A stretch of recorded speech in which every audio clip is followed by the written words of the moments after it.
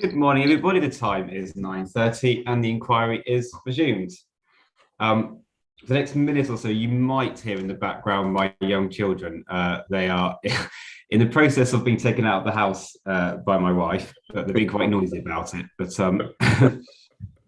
if it gets too bad, I'll mute myself, but I don't think it's going to be a problem. As I said, and they are just about to leave the house as well. So it'll only be a very temporary problem, if anything. You're not suggesting that any of us cross-examine them, sir, then, presumably?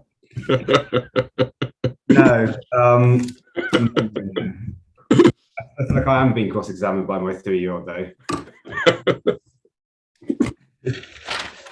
Okay. I do have a couple of bits of admin, which I'll just get into now before we get on to Mr. Belcher.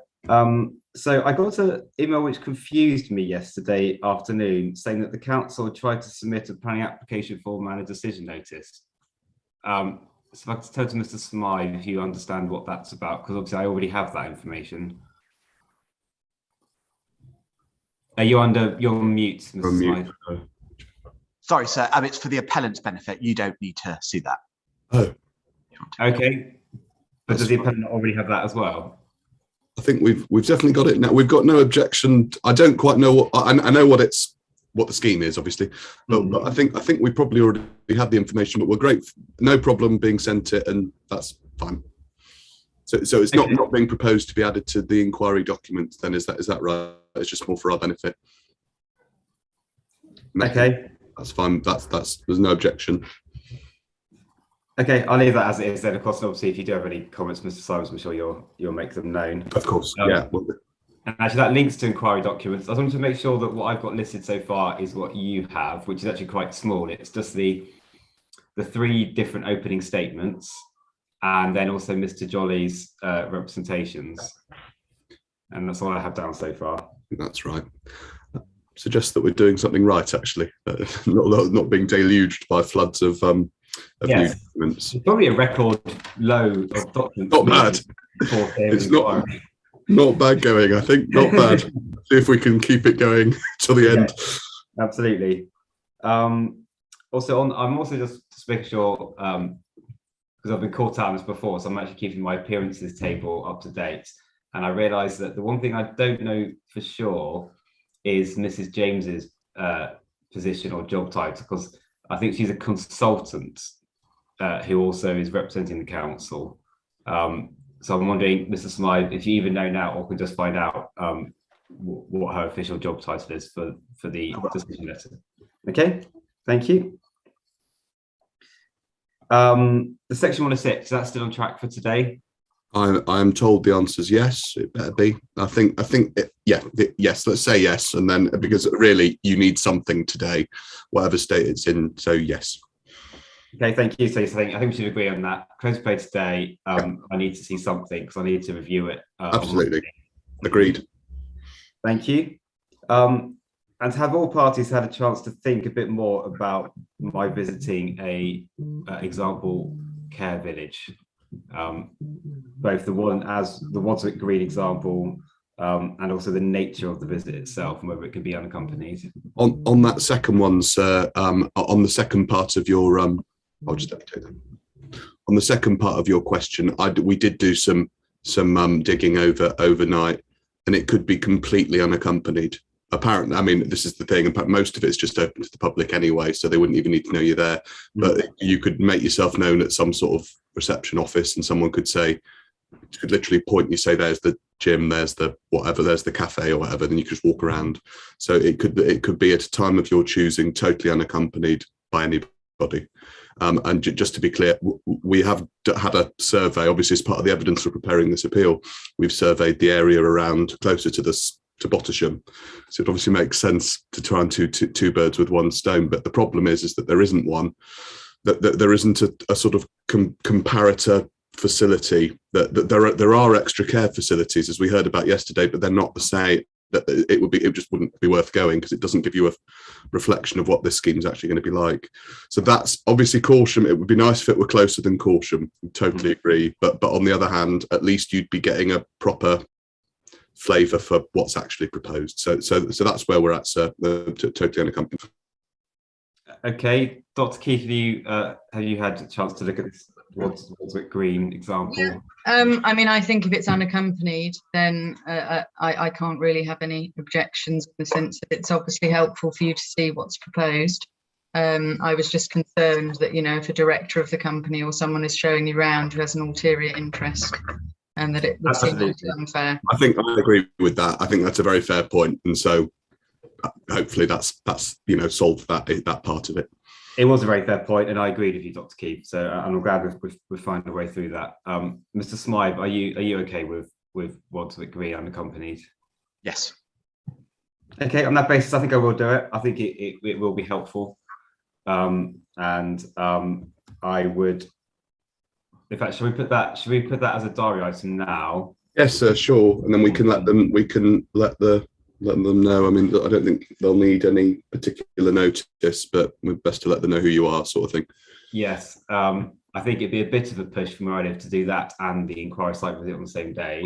So you'd be travelling the UK. I mean, it's technically possible, but it seems a bit unnecessary. Wednesday, the 9th of February.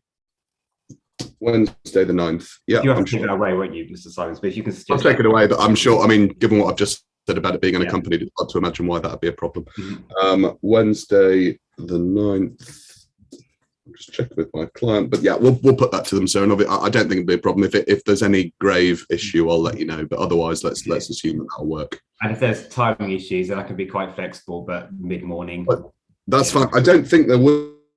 As I say, I don't think there would, but I think it could just be whenever you get there, and but what I will do is, if there is anyone you need to make aware of your presence, I'll find out who that is, and I'll let you know.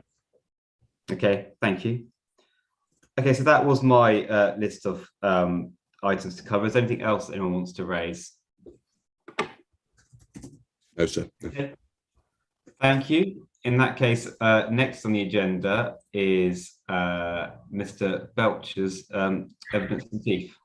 Yes, indeed. Okay. Thank you, sir. Right, Mr. Belcher. Good morning. Can you see and hear me all right? I can see you. Good morning. Good morning, sir, and good morning, Mr. Simons. I can hear you, but when you look to your screen to your left, your microphone is you're becoming disembobulated in your voice, I'm afraid. Okay, not better. Thank you for that. I will keep my try and keep my face towards the screen. Okay. Now, Inspector, Mr. Belcher has produced a proof of evidence, and he's produced a number of appendices to that proof of evidence as well. And so you'll want to probably have those to hand. In particular, Appendix A, which is right at the front of that sequence, is his alternative sites assessment. So it's probably just worth getting easy access to those. All right, Mr. Belcher. So I will introduce you with reference to your proof of evidence. You tell us on page 3 that you're Robert Belcher, consultant at Carter Wood. And we've heard a little bit about Carter Wood from Ms. Venables yesterday. You tell us you qualified in 1982 as a valuer and auctioneer, and subsequently as a chartered surveyor. And you give us a flavour for a number of your roles, including a director in the Bristol office of GVA, which is now Avison Young, having set up their Southwest Regional Healthcare team in 1996. And you tell us that you've acted as an expert witness in lots of different forums. Could you give us a flavour, give the inspector a flavour for your experience dealing with the sort of evidence that you've prepared here, which is to say alternative sites assessments, if you like, under the planning process for specialist forms of accommodation? Yes, in the last 3 years, I've dealt with 4 planning appeals, the last one being Stapleford, all centred around alternative site assessments in the Greenbelt. Thank you very much. Now, rather than asking you to read out any bits of your proof of evidence, if it's all right with the inspector, if he's content, we'll take it as read in the same way that we have with the other witnesses. And what I'll ask you to do is to just bring alive for him the key aspects, if you like, of what you've done, and then we can try and turn hopefully towards trying to understand what it is that the council says you should have done, if you like, and what you say about that. So firstly, could you give us a sort of overview, if you like, of how you've approached this? What methodology have you used? And I'd like you to turn firstly to the under your criteria to this question of site size and how you've approached that. Right. Well, the issues are, first of all, we've obviously got to ascertain what the site is, and that's been evidenced and detailed in my proof at paragraph 8.4. And that sets the scene as to what we need to look at in terms of the site size. And in terms of site size, I'd refer you to 8.1 to 8.6 of my proof of evidence. In fact, I better get it up myself, I suppose. And that details, and I don't need to really run through the contents of that. Suffice to say that what we endeavour to do is ensure that we have. Sorry, what page is that on? Sorry, of your proof? Oh, I beg your pardon, sir. It's on page. I think it's page 14 of the PDF. 14 or 45. Okay, this might be another case when I've got a slightly old version because I'm using my system, not the website. So let me just do that now. Let me make sure I've got the right version. So just give me a second. I'm loading up as we speak. Of course.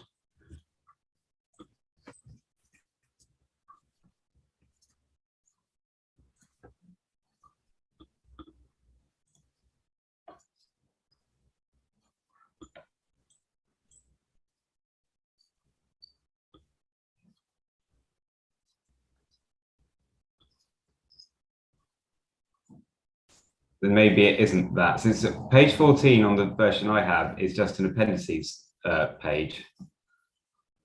CD 9.5. Yeah. Right. It's appendix A. Oh, so within the appendix, you mean? I beg your pardon, okay. Sir, I'm sorry. My proof of evidence and the appendix are, yes, I'm terribly sorry. Yes, my proof of evidence, just for clarification, my proof of evidence and my appendices are numbered from 1 to 45. Can you see that at the bottom of the pages? Yes. So I'm on page 14 of 45. Okay, I'm there Does that now. make sense? Yeah. Yes, thank you. There you can see the approach that we have adopted, the site size detailed as to what we're looking at. I think importantly, sir, at 8.5, I've made an observation about what operators are seeking in terms of unit size, and that has an impact upon the site size and the criteria that we need to look for. In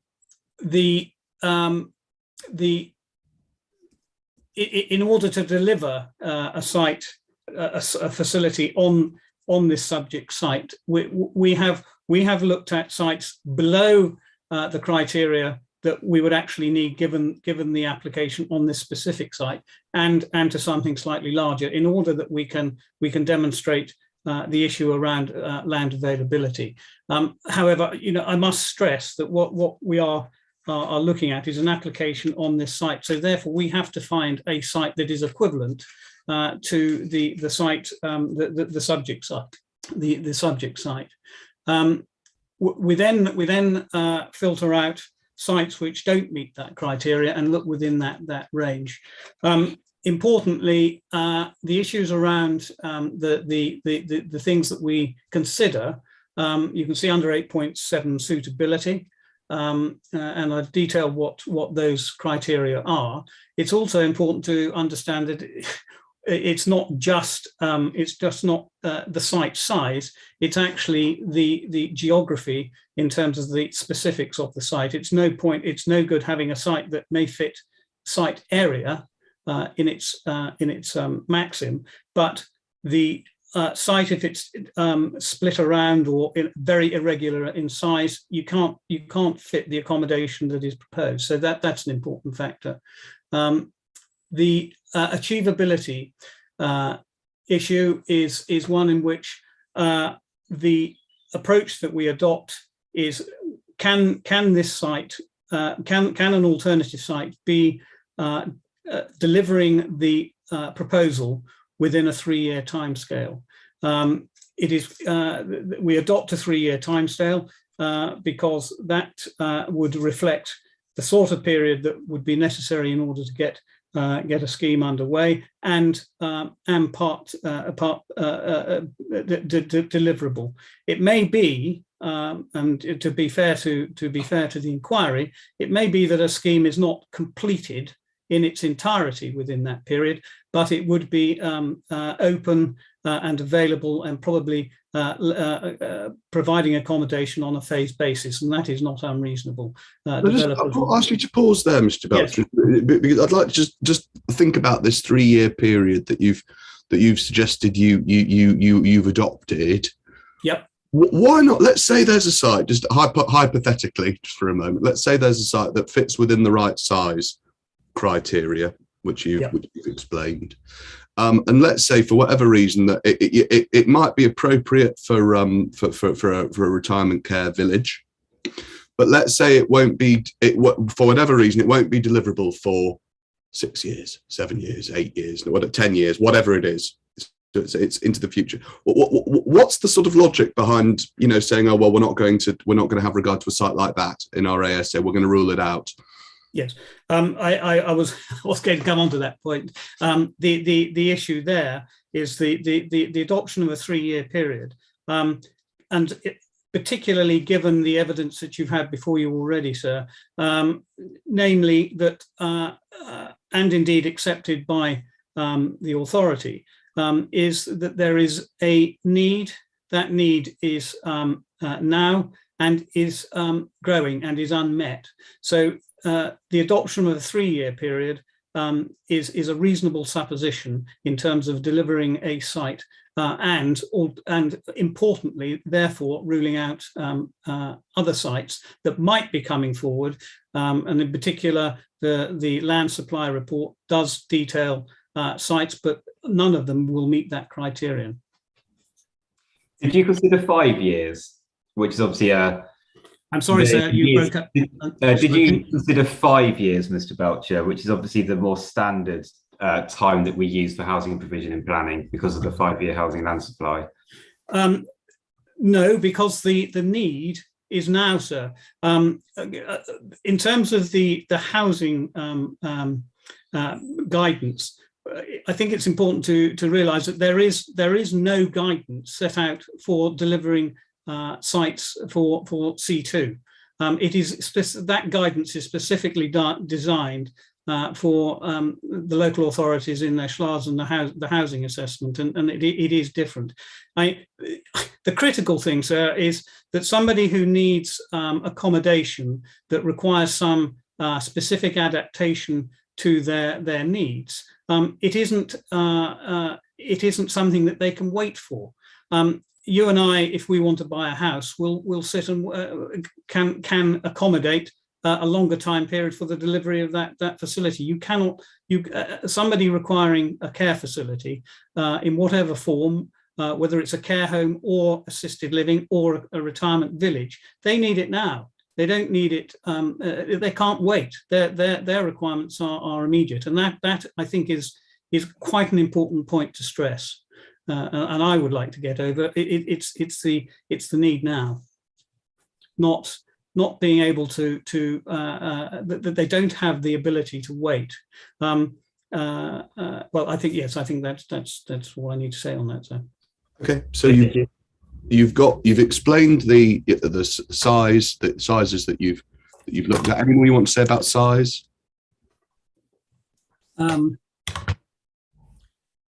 No, I don't think so. I think I've covered. You explained the timeline, if you like, that you're looking to over which you're looking for the scheme to deliver or to be deliverable at the 3 years. What next? The other issue is the issue around availability. Yes. And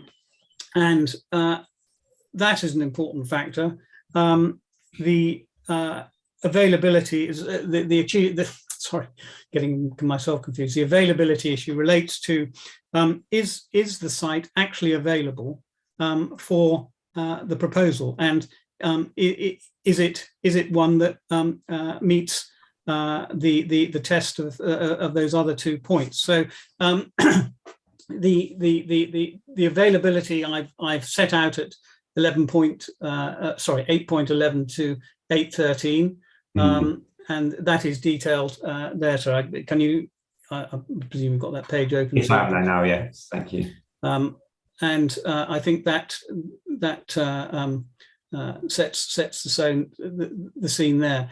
I think the other issue I would just like to touch upon, which probably fits into all 3 of those categories, is that the council have indicated that as far as they're concerned, C2 and C3 are the same.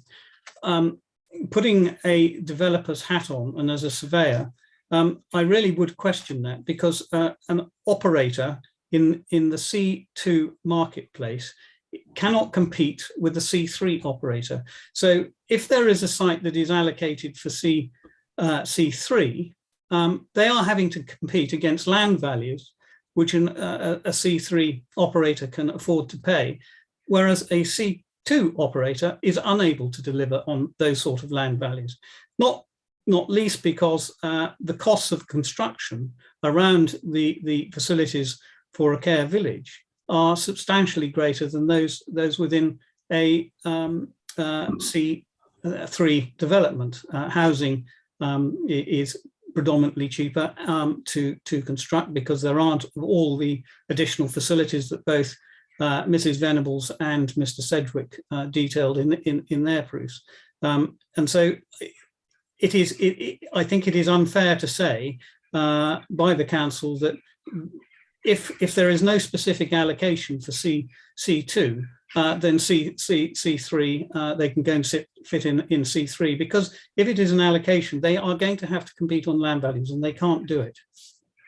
So that really wraps up the impact of, I think, what the council had to say with regard to, as far as I'm concerned, with regard to the position on the premise that C3 is the same as C2 for their purposes.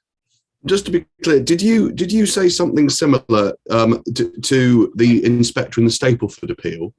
Was that an issue that was live in the Stapleford appeal? Yes.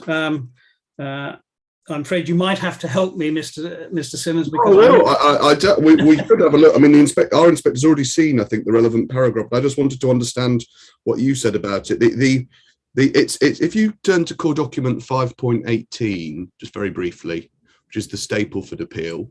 Yeah, I'm just sorry, just bear with me.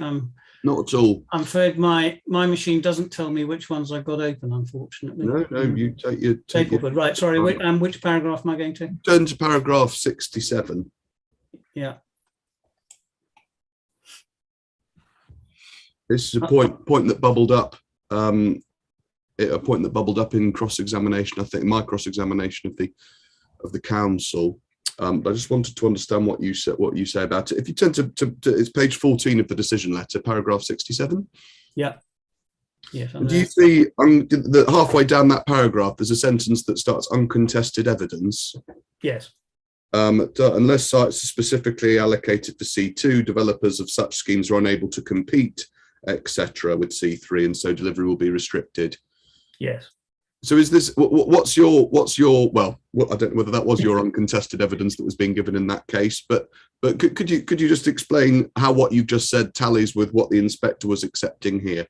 Well, very much the same point, that that operators aren't able to compete against housing developers in a competitive position. So I think that is exactly the same point. I do accept, sir, that I haven't put forward any any evidence in my proof regarding the cost side of things and the values, but the same principle does. It's as a surveyor and having dealt in this market and bought and sold land for care home operators, I can tell you that that's my experience. Well, maybe the proof's in the pudding, really, because on the various allocate, I mean, that's on the allocated sites that there are in East Cambridgeshire. What do we know about how many retirement care villages are coming forward? I think the word zero comes to mind. All right. So you look at site size, you look at deliverability, timescale for deliverability, you look at availability. What are the what investigations do you do to establish availability or lack thereof? Well, the approach. Sorry, I need to go back to my proof. Can you just bear with me? Of course.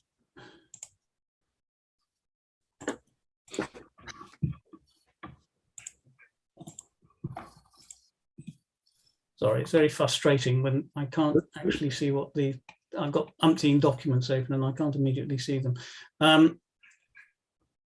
Yes, in terms of the approach on availability, we would not approach a landowner unless the criterion of the other two factors had been met, because there is no purpose in approaching a landowner and saying we would like to build, is your land available for a care scheme, if it doesn't meet the other tests. I see. But if it meets the other tests, so it's potentially the right size, it's potentially deliverable in an appropriate timescale, then you make further investigations to establish availability. Correct. And in this case, and in this case, there aren't any. There aren't any. Oh, I see. Okay. Right. Now, when I say there aren't any, I'm sure the inspector understands what I mean. There weren't any that met those two tests in order to go forward to approach a landowner, is what I mean by that statement. There weren't any that met the size criteria and the deliverability criteria within 3 years. Correct. Okay. Right. Now, I think we've got the criteria.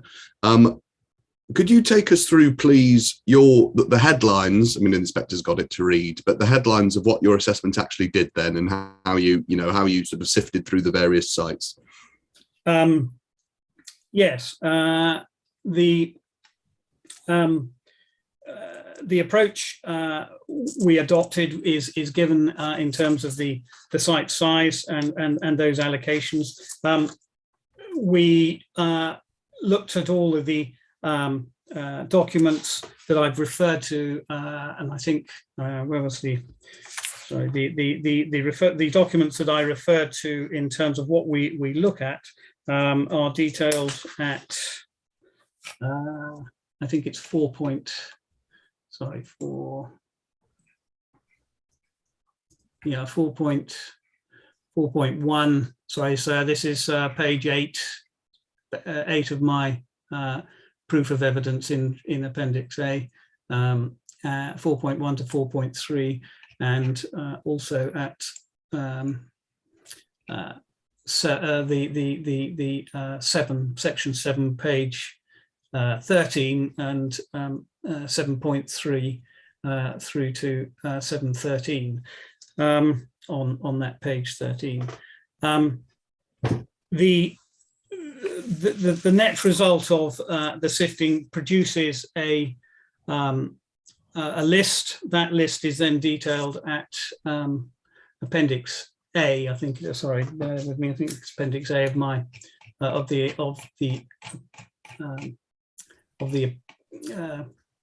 ASA. There's a list of the all the sites that we've identified. The net result was that there were 4 sites that we investigated in further detail. Blackberry Lane, which is on page 18 of my proof of 45. Do you have that, sir? Yes, sorry, yes, I do. Right. And also sites, and I think the important thing is that that site, Blackberry Lane, is the only site in East Cambridgeshire.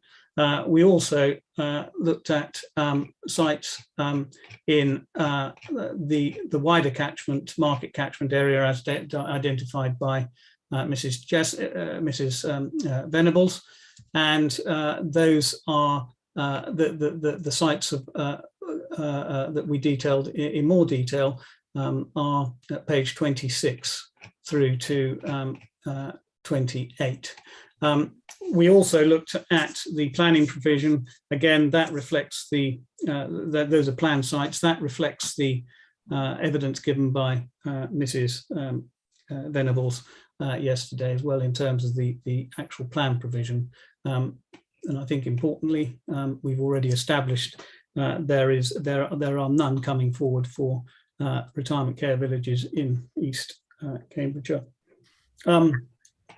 I can go through each of those sites if you want, but no, Mr. Simmons is. Well, I mean, you can. I think. Well, what we'll do is leave it. I mean, you've set out what you've done. We'll see what the council says about it in cross-examination. It's quite hard for us to sort of anticipate, I think, where they're going. So we'll wait and see. I suppose. Let me ask you this question at a higher level. There's a number of sort of large allocations within East Cambridgeshire in places like Ely and Soham and the like. Yes. We've seen reference to some of them in the cross-examinations so far. Some of them are sort of quite chunky mixed-use allocations for things like, for several hundred dwellings, new public open space, employment floor, all that sort of thing.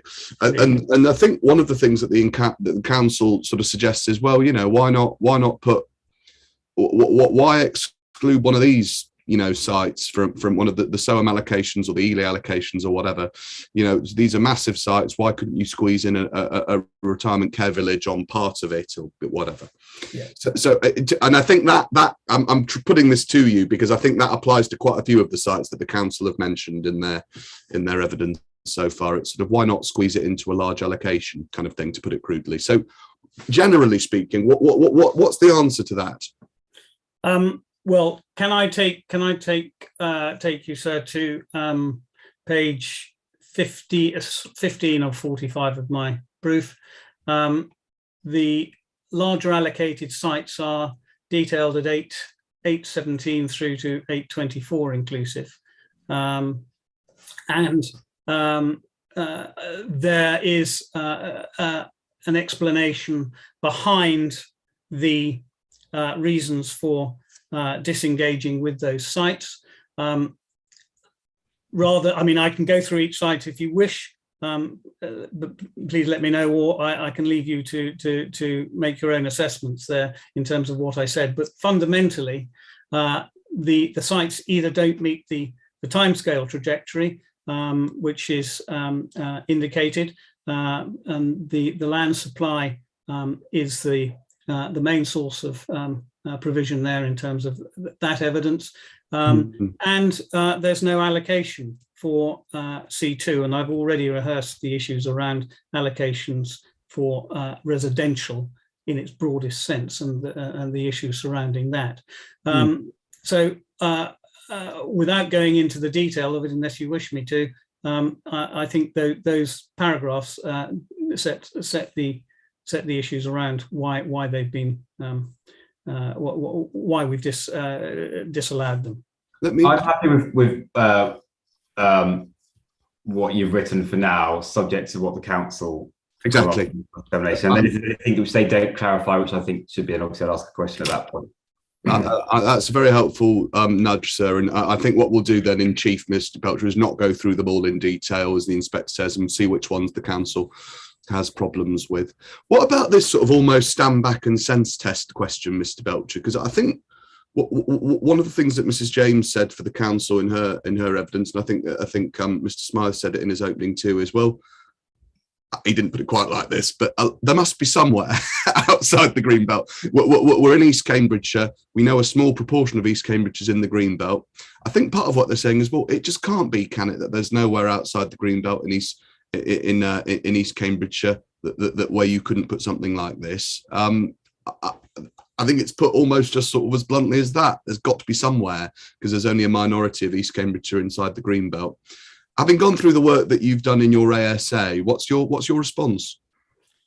Well, I think it would be entirely disingenuous of me to say that I can put my hand on heart and say that there is no site in East Cambridgeshire that might be suitable as an alternative. But what I can say is, hand on heart, that the publicly available information and the methodology that we have used and what information we have used to arrive at this assessment has been thorough and has been robust, and is detailed in my proof of evidence. Whether there is a site lurking somewhere that none of us are aware of because it's not in the open forum, I cannot possibly say. But I can say that as far as I am concerned, on the work that we have done, I have not identified a suitable site. Okay, thank you. Now that was the position coming into the inquiry, but since we started the inquiry, the council has, through its opening and then through the evidence of Mrs. James, has sort of posited a number of, mentioned a number of other sites, at which I think the implication is that, well, you know, you've either missed these sites or you should have given them greater shrift perhaps than you did, I think is where things are going. We'll find out in a minute.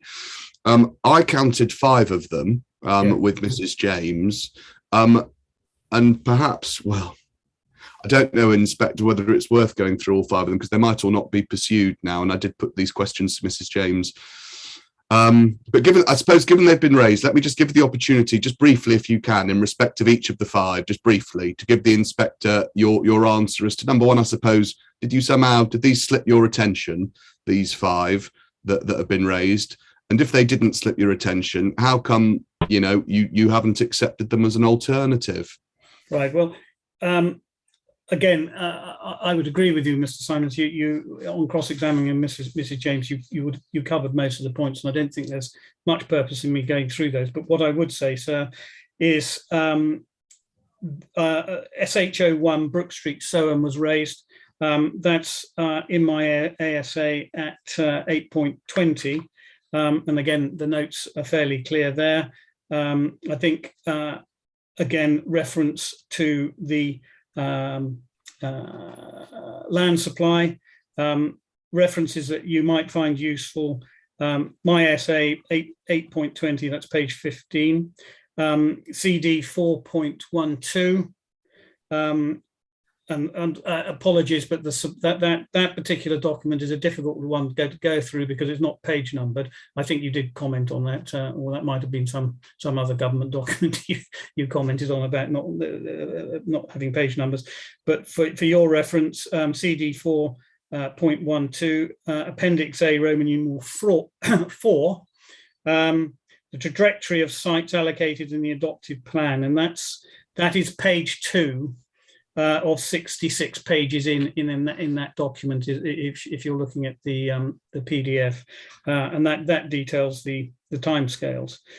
The other site within my detail was SOH3 Eastern Gateway.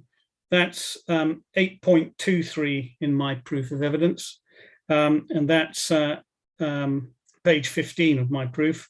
And again, referring to the land supply, that's CD 412, again, Appendix A, Roman numeral 4, trajectory of sites not deliverable in 5 years.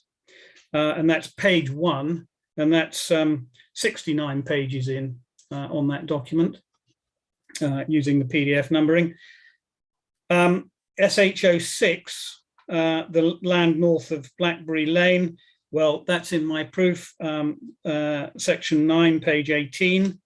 The land supply reference is Appendix A, Roman numeral 4, trajectory of sites allocated in the adopted plan, and that's page 3, 67 pages in. The other 2 sites, I think, were Clare House in Dullingham. That is that is in our list. I'm just trying to bring it up now. The site is not suitable because of its shape. Where is it in your proof or the ASA? Oh, yes, that's a very good question. Bear with me.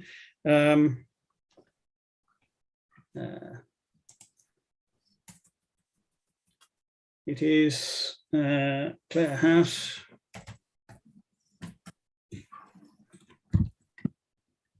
It is. I'm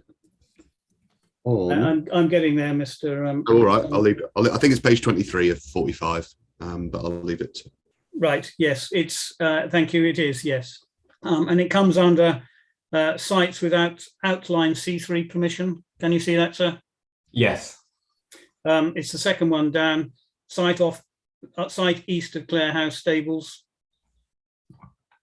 Okay. The site is not suitable due to its shape. The council have sent through the planning decision. It would have been helpful if they'd included the plan as well, but that referenced the site.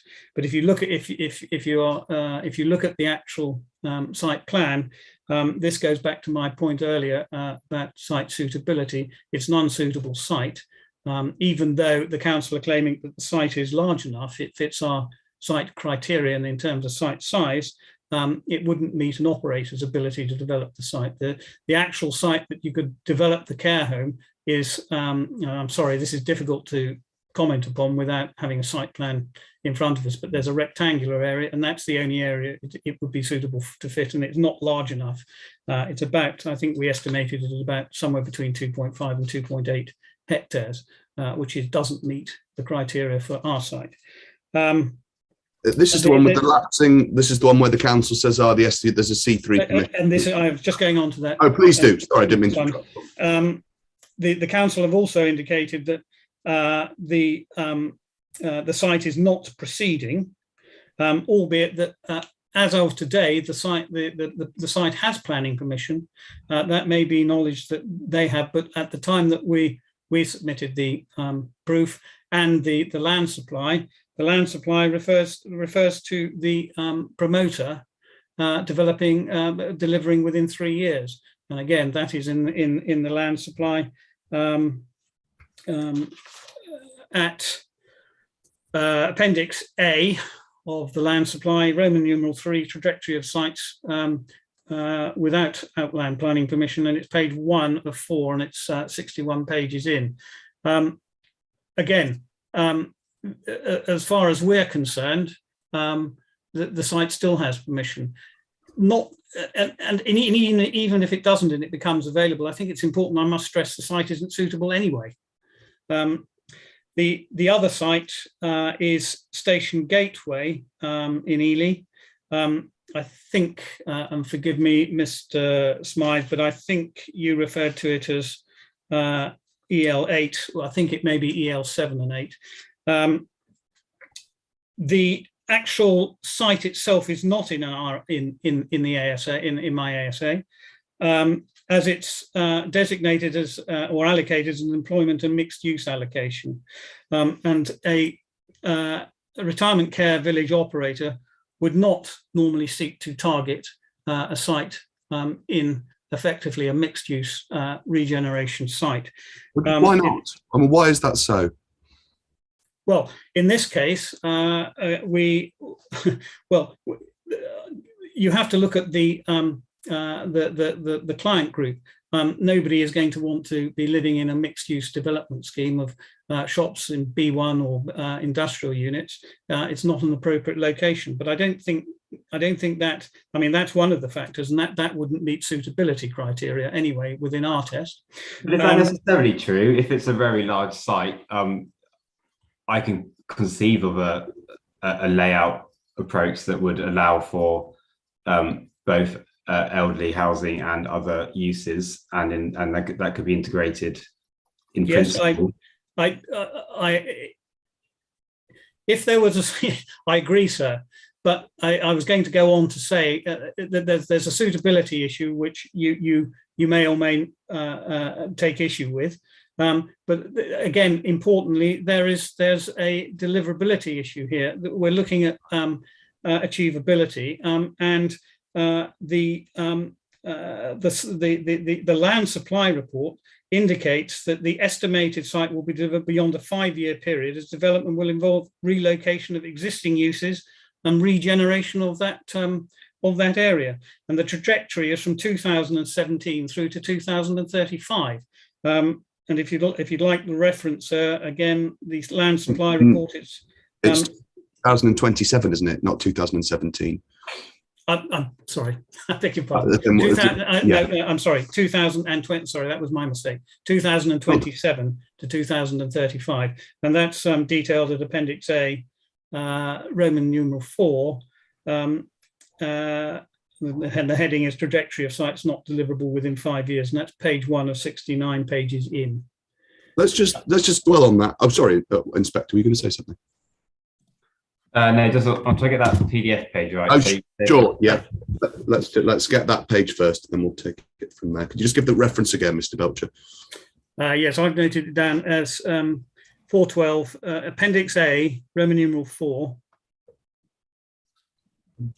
Trajectory of sites not. The heading is trajectory of sites not deliverable within 5 years, and using the PDF, I think it's page.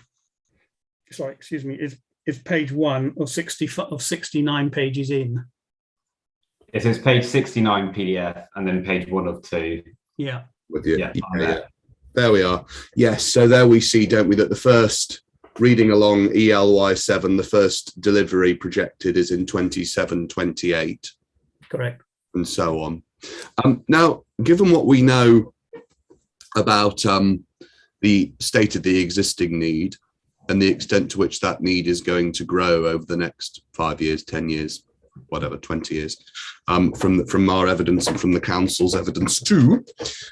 Even if let's say that the inspector's right, that in fact a clever designer, or a master planner could come along to ELY7 and carve out a niche for an extra care scheme, for a retirement village scheme, would that be an adequate alternative, if you like, to address the needs that exist in East Cambridgeshire at the moment, and those which are projected to grow?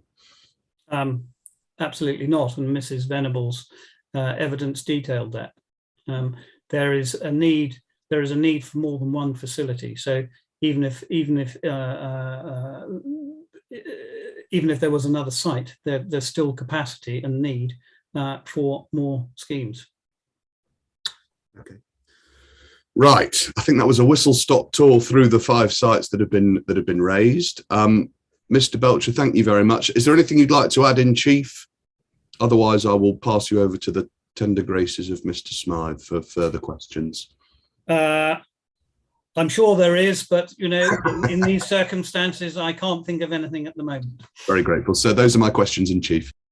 Thank you very much. I do have one further question. If we look at table T11 in your ASA, and then page 30 of 45. So what page is T11 on, sir? So it starts at page 29 of 45. 29.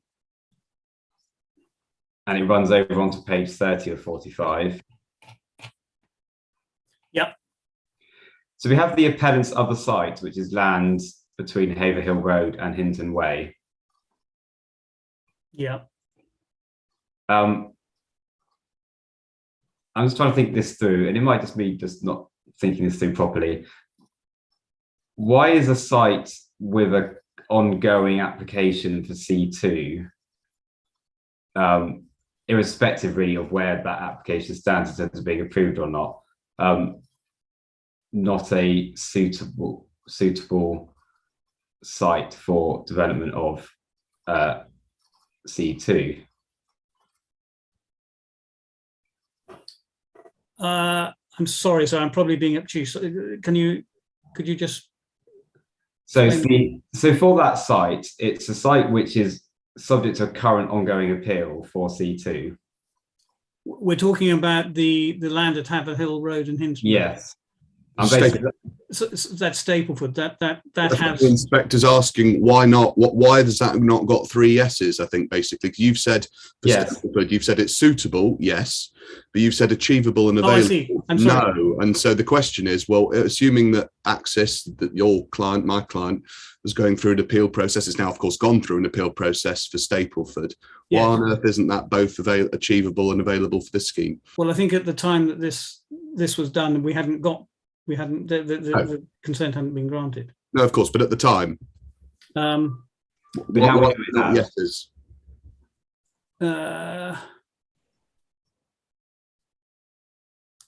Well, again, the issue there is that that's a more complicated site, and it's a much larger scheme. Sorry, the site was much larger, so it wouldn't have fitted the parameters.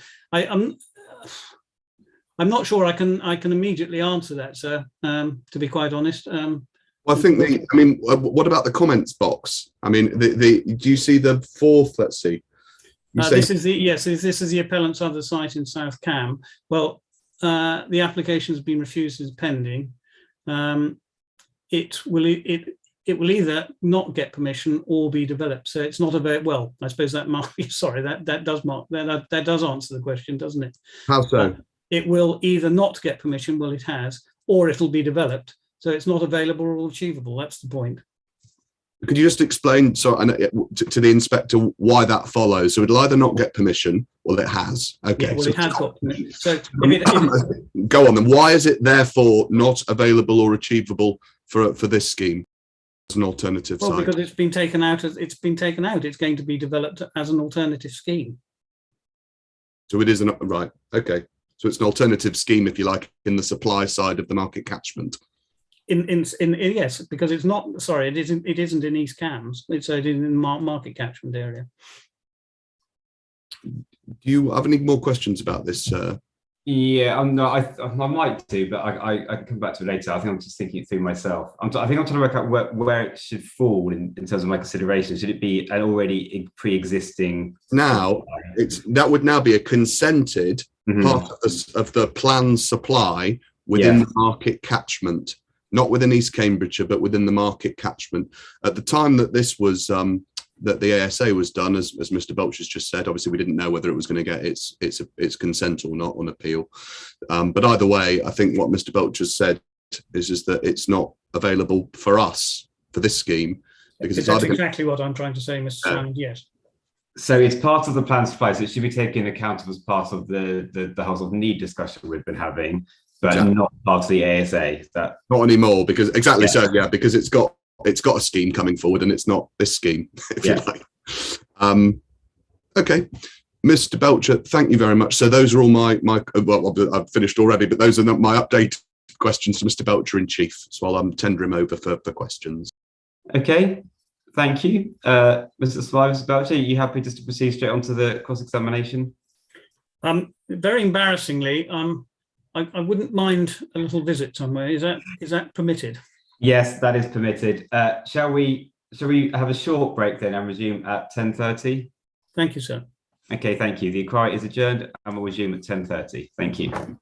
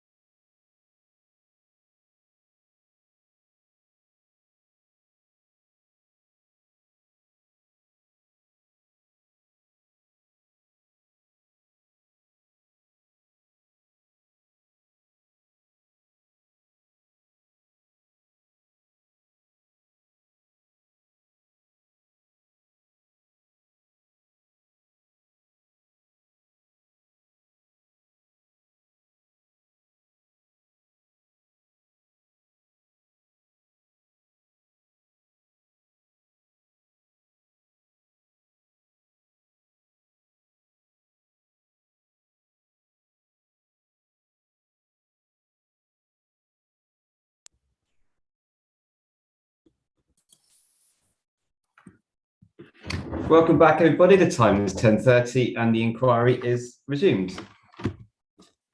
Okay, so if I can turn to, oh, actually, Mr. Belcher doesn't. Yeah. I'm not sure he's got his camera. Mr. Belcher, are you out there in the ether? Hello, can you hear me? And here we can't see you, Mr. Belcher. Yeah, the host hasn't switched me. It's saying my camera's been switched off by the host. I'm not the host, unfortunately. Oh, hang on. The host has asked you to start my video. Right, she's just somebody's. Yeah, Well done. there we go. Mhm. Okay, Mr. Smythe. Mr. Belcher, could you, are you in a position to estimate how many of these residential care villages there are presently in England? No. No. I'm not in, single figures, or is it double figures now? I would think it's certainly into double figures, but I'm sorry, it's not something I've looked at, and I'm not in a position to give you a meaningful answer. But it's certainly more than double figures, I would think. So at the start of your examination in chief, you explained that you've been involved in 4 appeals in the last 3 years.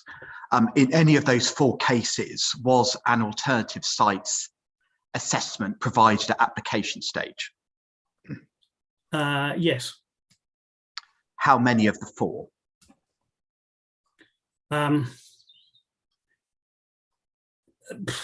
Well, again, without looking at each one in detail, I would think the majority of them. I couldn't guarantee all of them were, but I think they were. Why wasn't an alternative site assessment provided at application stage in this case? Because the council didn't ask for it,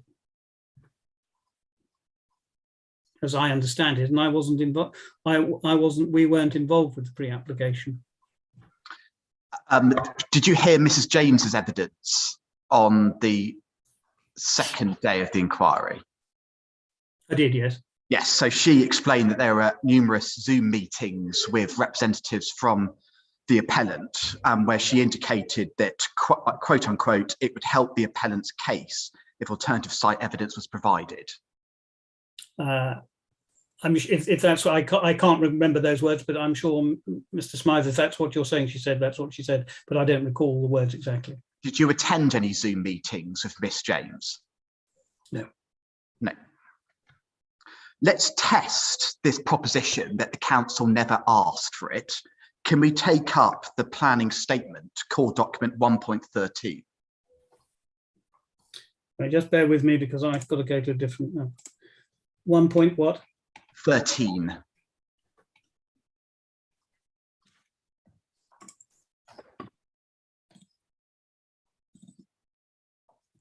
Yes, I have it, thank you. And if we could turn to page 11.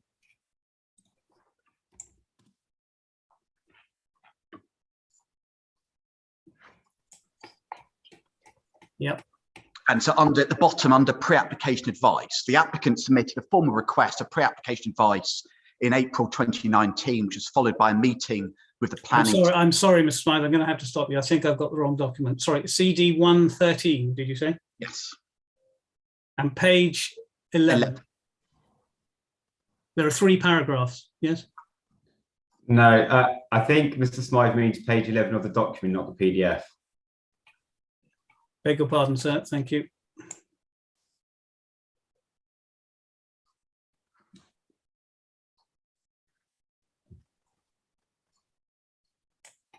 Yep, so 4.2 pre-application advice. Yeah, read that paragraph to yourself. Let me know when you've read it.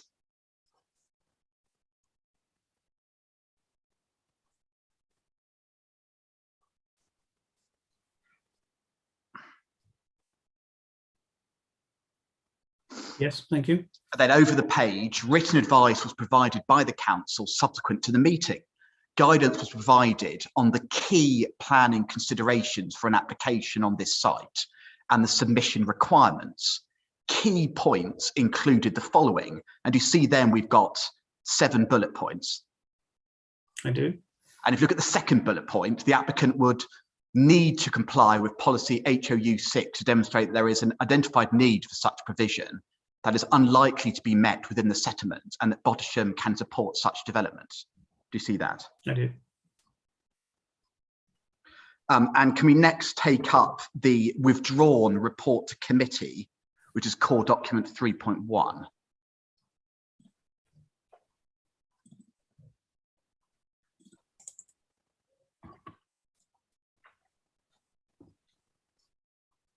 Yes, I have that open. And just waiting for me to get it. And then it's paragraph 7.95. And I'll give you the, which I think is PDF, page number 33. Sorry, 33. Yes, the PDF page number.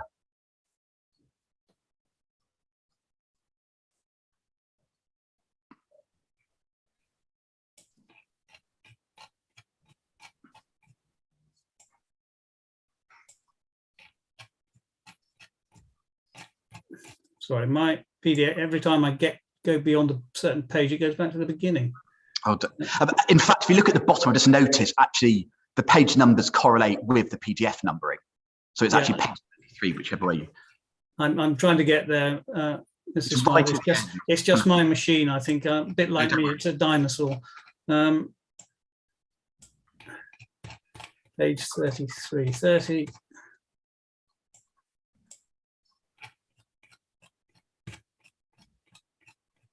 Right, yes. Sorry, I have it. Starts at 7.87. Yes, and if we look at the bottom under conclusion, it's acknowledged that the scheme would provide additional residential care accommodation. However, whilst it's acknowledged there's a need for accommodation to provide for an ageing population, Bottisham already benefits from accommodation of a similar style. Furthermore, the County Council have confirmed that they would not be identifying accommodation in Bottisham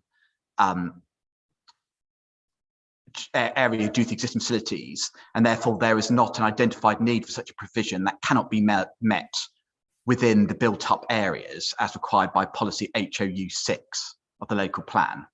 I can see that, yeah. But your instructions were that an alternative site assessment wasn't required by the council at application stage. Well, sorry, our instructions were to provide an alternative site assessment. We weren't involved with pre-application or anything else. All I can say is we provided an ASA at the time that we were instructed to do so. I can't tell you about the history. When were you? Sorry. When were you instructed? I think it was last year sometime. Exactly when, I can't remember. So the application, the planning application was submitted in February 2020. Yes. And the alternative sites assessment was provided 22 months later, wasn't it? Yes, I think we were instructed at the time of the appeal, I think. I mean, yeah. I would have to come back to you if dates are important, because I wasn't involved in the initial instruction in terms of when it was received. Are you familiar with the expression "to put the cart before the horse"? I hope so. Yeah.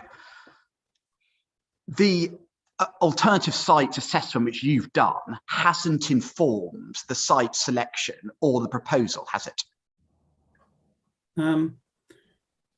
Well, I think the site assessment is there to inform at this appeal that as far as I'm concerned, there isn't an alternative that we've identified. And the answer to my question, please. Sorry, well, give me your question again in that case. The alternative site assessment which you've produced has not informed the site selection or the proposal. Do you agree or disagree? Well, I'm sorry, I'm not sure I can answer that, because we have provided an ASA, and I'm not quite sure what the question means. I mean, in terms of, are you saying that because so I just understand this question, are you saying because the ASA that has been done was done after the planning, the original planning application? Is that the question you're asking me? Because yes, it was. Mr. Belcher, don't worry about what the implications are. Just answer the question, please. No, I'm trying to, but I'm sorry. Just give me your question again, then, because I'm struggling with it. I don't understand it. Mr. Belcher, just listen carefully. It's a straightforward question. Yeah, I am listening, Mr. Smythe. Your alternative sites accommodation assessment, which was produced 5 weeks ago, did not inform the site selection or the proposal, did it? Do you agree or disagree? Did not inform the site selection. No. Right. It is an after the event rationalisation for this location, isn't it? No, it is not an after the. It is after the planning application, but it's not an after event in order to demonstrate it. The facts speak for themselves. Right. Let's not worry about the word rationalisation. It's an after the application justification for the location. No, it's an after the event ASA. It's not an after the event justification. But that's the purpose. The document is it's trying to give confidence to the inspector. But the implication. Wait for the question, please. The purpose of your ASA is to give confidence to the inspector. Yes. That there's unlikely to be another place in the district or in the market area where this development could go. Absolutely, splendid. Right. So in what way is it not an after the event justification for this location? Well, I don't like the word justification, because it implies that there's something sinister behind the way that it was put in. It isn't after, it was after the application, but I think it's an after the it's after the event, but it's well, I just disagree with the word justification, but it's certainly after the event. What's sinister about the expression justification? Because you've already said in your opening statement, Mr. Smythe, that you've already implied that there's something sinister about how we've approached this. I mean, in fact, I'm just trying to dig it up now. But anyway, sorry, you're asking. No, I know you're asking. Mr. Smythe, let him answer the question. Can you answer my question? Don't worry about what I said in opening. Well, I think it has. I'm sorry. I'm trying to answer your question. Go on. I just want to make sure that you're able to answer. That's all. Yeah, don't worry about my opening. I'm asking you a question about justification. Yes, but I'm trying to explain to you why I dislike the word justification, because I'm saying that it's sinister. I'm just referring to your opening statement.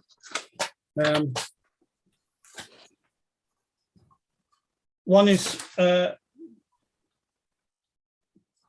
yes, the existing casts doubt on the thoroughness and cogency of Belcher's assessment. One is left with the distinct impression that the filter has been designed and so discriminating, and so on. If the inspector were feeling cynical, I mean, there is nothing suspicious about what I've done. I don't. If we can accept that the word justification doesn't mean that I have done something, or this ASA has been completed to fit or justify, fix something which has been done as an afterthought and is how do I put this? In your words, the cart before the horse. That is not the case. I mean, the results of it are demonstrable. But in order to move on, we're going to go round and round in semantics here. The report was done after the event. and it justifies the position of that there are no alternative sites. The Stapleford decision, you were part of that team, weren't you? Which is promoting the Stapleford site at the end of last year. Yes, yes. And that site is located about 8 miles from Bottisham, isn't it? Thereabouts, yes, I think that's correct. Something of that In the order. same market catchment area, which forms the basis of your ASA. Yes. Um, No. Well, sorry. It does. It falls within the market catchment, and we did look at the market catchment, but the focus has been on East Cambridgeshire. And at the Stapleford decision, at Stapleford case, you provided an alternative site assessment at application stage, didn't you? Yes, we did, I think. Yeah. So if it's good enough for Stapleford, why wasn't an alternative sites assessment done here? Well, again, we have provided an ASA. I wasn't party to the pre-application. Carterwood and myself were not party to those discussions. We weren't involved. So it's a green belt, isn't yes, it? It is, right. But I'm sorry, but you're asking. The answer is we weren't instructed until we were instructed. I'm not sure what more I can say. If your alternative sites assessment was a genuine, full-throated attempt to identify potential sites, why didn't you contact the council before you completed your work? Well, that wouldn't be an approach that we normally do. I mean, the council documentation has been evidenced in my evidence and the material and information we use. Why didn't you contact the council to because try? We don't have a need to. The documentation, the information that we need is publicly available. Right, but planning officers who know their patch might have information which isn't readily apparent from a desktop study. As indeed, well, they may do, but it's not. We don't contact the as our process. It's not within our processes. We don't contact the local authority. We use the information that's publicly available. I can't say any more than that. Why didn't you contact the council to try and agree the methodology to be deployed in the ASA? Again, we have been doing ASAs for over 9 years. The methodology that we've adopted has been accepted in a number of appeals. It's also been accepted by a number of operators and developers. It's an accepted methodology. I'm not aware that we're under any obligation to agree a methodology with a local authority. Our remit is to consider whether there are alternative sites. Yet there's no requirement, but your assessment might command greater confidence if you had agreed in advance the broad parameters by which you'd undertake that exercise. Well, I don't think so. No, I think we've set out what our ASA is, and we are content and happy with the methodology. Next topic, filters. Who made the decision? Sorry, just before you do that, so just very quickly, did you contact the council in drawing up the ASA for Stapleford for information or methodology agreement? No. Okay, thank you. Sorry, Mr. Smythe. No, not at all. Would you mind me just interfere? And I'm just doing it with great hesitation. I'm just doing it because Mr. Smythe's changing topic. So I just wanted to jump in now. It's an appropriate moment. One of the questions earlier was premised on that if you had wanted to produce a genuine ... ASA, then you would have ... And I just wanted to just be quite careful about that word genuine. I might be being sort of overly, cautious or loyally or whatever. But if it is going to be suggested to Mr. Belcher that it's not a genuine ASA, or that, you know, one should look at it cynically as a sort of ex post facto, you know, rationalization exercise, I would quite like that to just be at some stage put to him for his response. Because if that's going to be as part of the council's case in their closings, that this was all some sort of hatchet job or a stitch up or whatever, I think it's quite important that what at some stage he should have an opportunity to comment on that, and that the allegation be actually made to him if there is going to be one. I'll step back to. Thank you. I'll leave that with you, Mr. Smythe. Thank you. Yes, so filters. Who made the decision to construct the filters in the way that they were? Carterwood, us as a team, over the years that we've been developing these ASAs. Is the filter bespoke to this scheme, or is it a general filter which you routinely apply? No, we routinely apply it.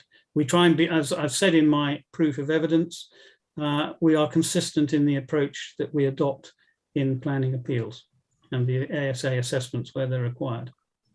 If the filter is too fine or discriminating, there's a danger that potential sites will be missed. Do you agree? If the filter, of course, I mean that's the same in any filtering system, of course. If the filter is wrong or too constrained, your assessment may underestimate the number of sites, mightn't it? Well, it goes back to your point about filters. If the parameters were too constrained, then it would miss sites, yes. And in those circumstances, it would cast doubt on the conclusions, wouldn't it? Yes. It's important that the methodology you've used is transparent and clear, so the inspector can have confidence that it is robust and reliable. Do you agree? Yes. Let's look at the size filter. What evidence do you have to exclude all sites less than 3.5 hectares and all sites above 7.5? What's the evidence to justify that filter? Well, we have to revert to the scheme under appeal. So the starting parameter is what is the proposed development on the site, and given that, that's going to determine the site parameters in terms of what we filter down in terms of smaller sites and up in terms of larger sites.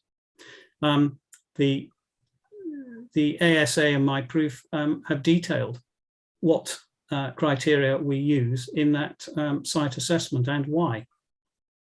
So can we take up the planning statement, which is core document 1.13? I think I've got that one open already, haven't I?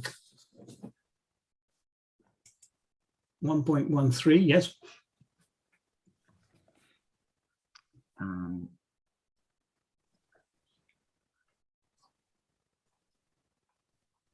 Give me a moment, just one moment, sorry, I was going to ask.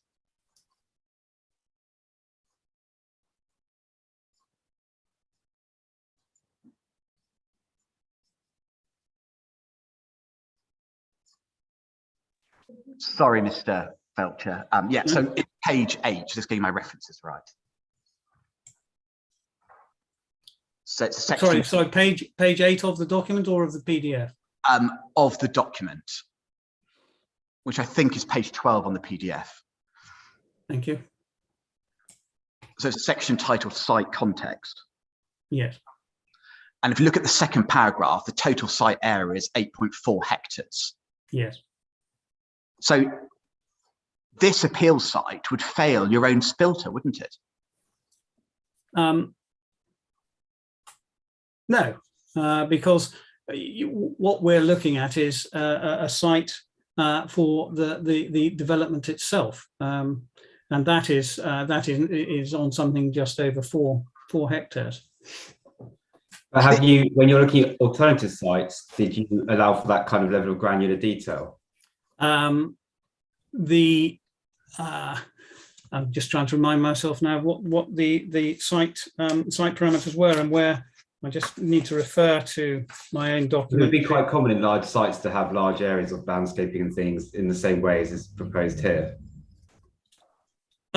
It's as far as as far as retirement care villages are concerned. Yes, you need a lot of outdoor facilities. The additional parts are relate to additional benefits of open space, public open space, and of course there's the affordable housing element as well. But yes, I mean you do need large sites for the proposed facility that is to go on this site. But my direct question was, did you allow for this level of granular consideration of site size when considering the alternative sites, or were they simply taken out if they weren't within your filter? Yes, I see. If the sites didn't meet the site criteria that we've adopted, then they were taken out. Yes.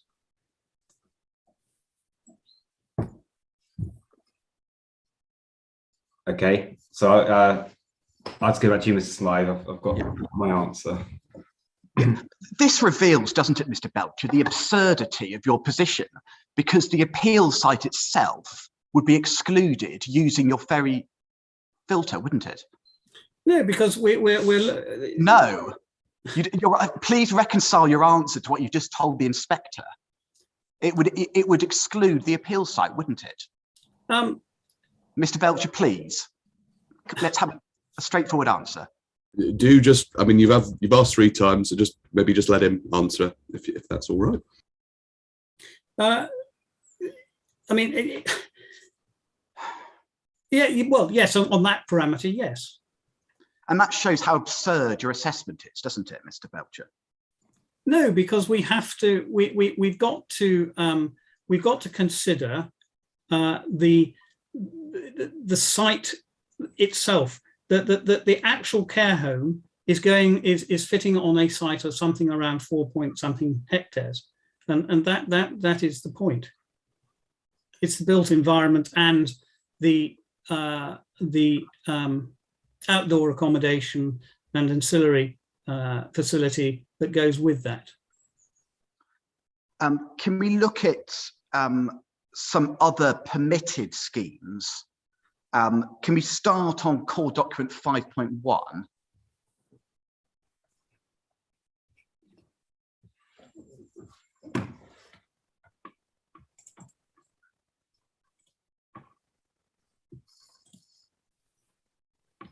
Yes. So that's the decision of Inspector Prentice about 4 months ago. And if we look at under the description, we can see it's the redevelopment of the site to provide a new care community for older people arranged into 2 buildings comprising 302 care residences, 10 care apartments and 28 care suites. Do you see that? I do. Yeah. Can we turn to paragraph 14 of the decision?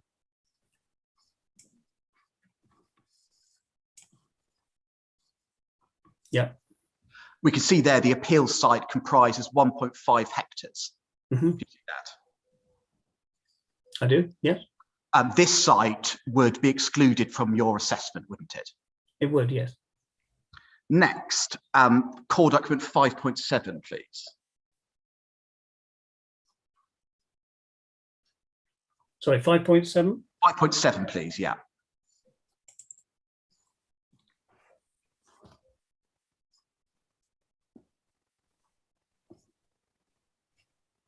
Yep. As we've then got the decision of Inspector Catchpole, again about 4 months ago or so. Yes. And we can see the description of development is a new care community comprising care residences, care suites, ancillary communal care and wellbeing facilities and offices and associated back of house and service areas, and then all the landscaping and everything. And if we turn to paragraph 7, we can see that the appeal site in that case is approximately 1.8 hectares. Do you see that? Yep. And again, this site would be excluded under your assessment, wouldn't it? Yes. Next. Can I just answer these points though, in relation to, running through sites which are you're endeavouring to find sites that might be excluded. I think the key here is that we are looking at the scheme that is proposed, and what is proposed is on a site of what it is. It is no point taking me to something which is in, I think, is this Bath, which is 1.8 hectares. That is not what is proposed on the site. We cannot lose sight of this scheme. We are looking at an appeal on the scheme which fits this site. My task is to find a site which this scheme will accommodate. So far, you haven't established by these references a site which meets our scheme, or might meet our scheme, assuming Bath was in East Cambridge, for example. Next is core document 5.16.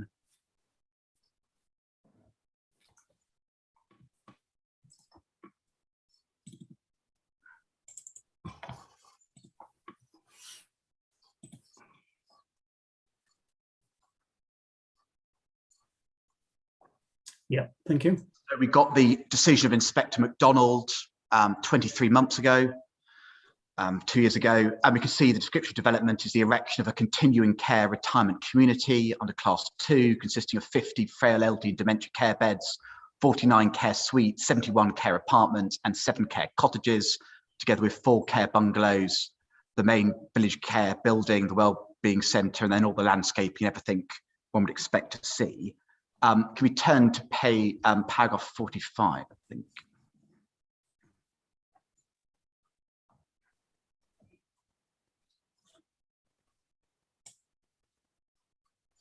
Yes, I have that, thank you.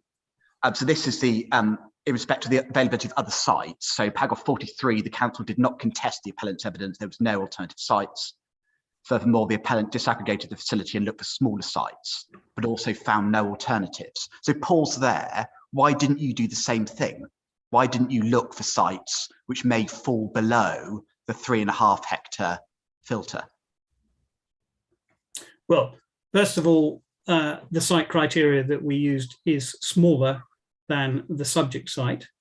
And secondly, the issue of disaggregation is not appropriate.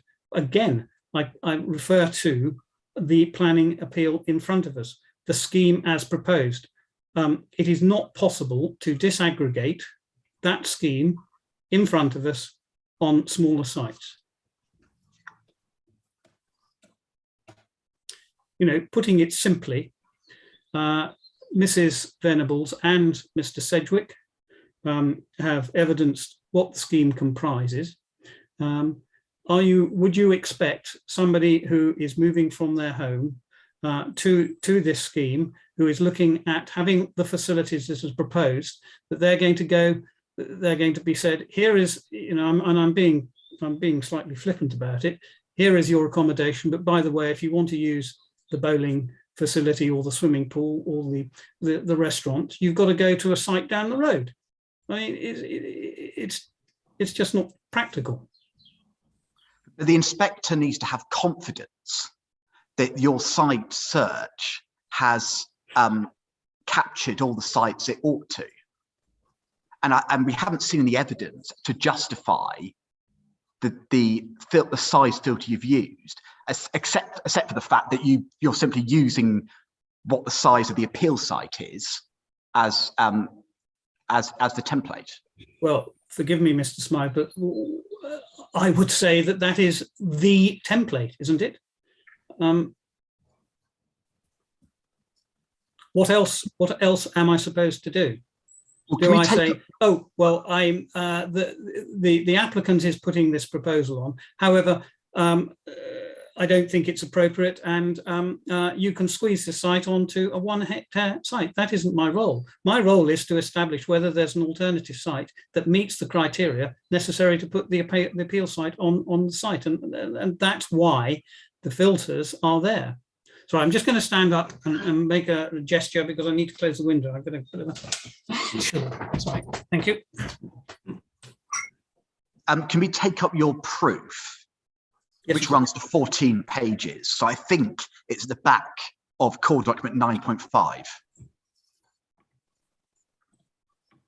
Okay, sorry. And where do you want me to go? Yeah, so it's internal page 5 of your proof, paragraph 3.2. My page 5.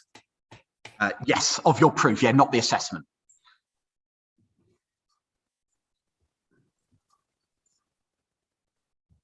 Yeah. So it's paragraph 3.2. You say that in order for a site to be suitable for the proposed scheme, care village operators and developers typically require at least 3.5 hectares.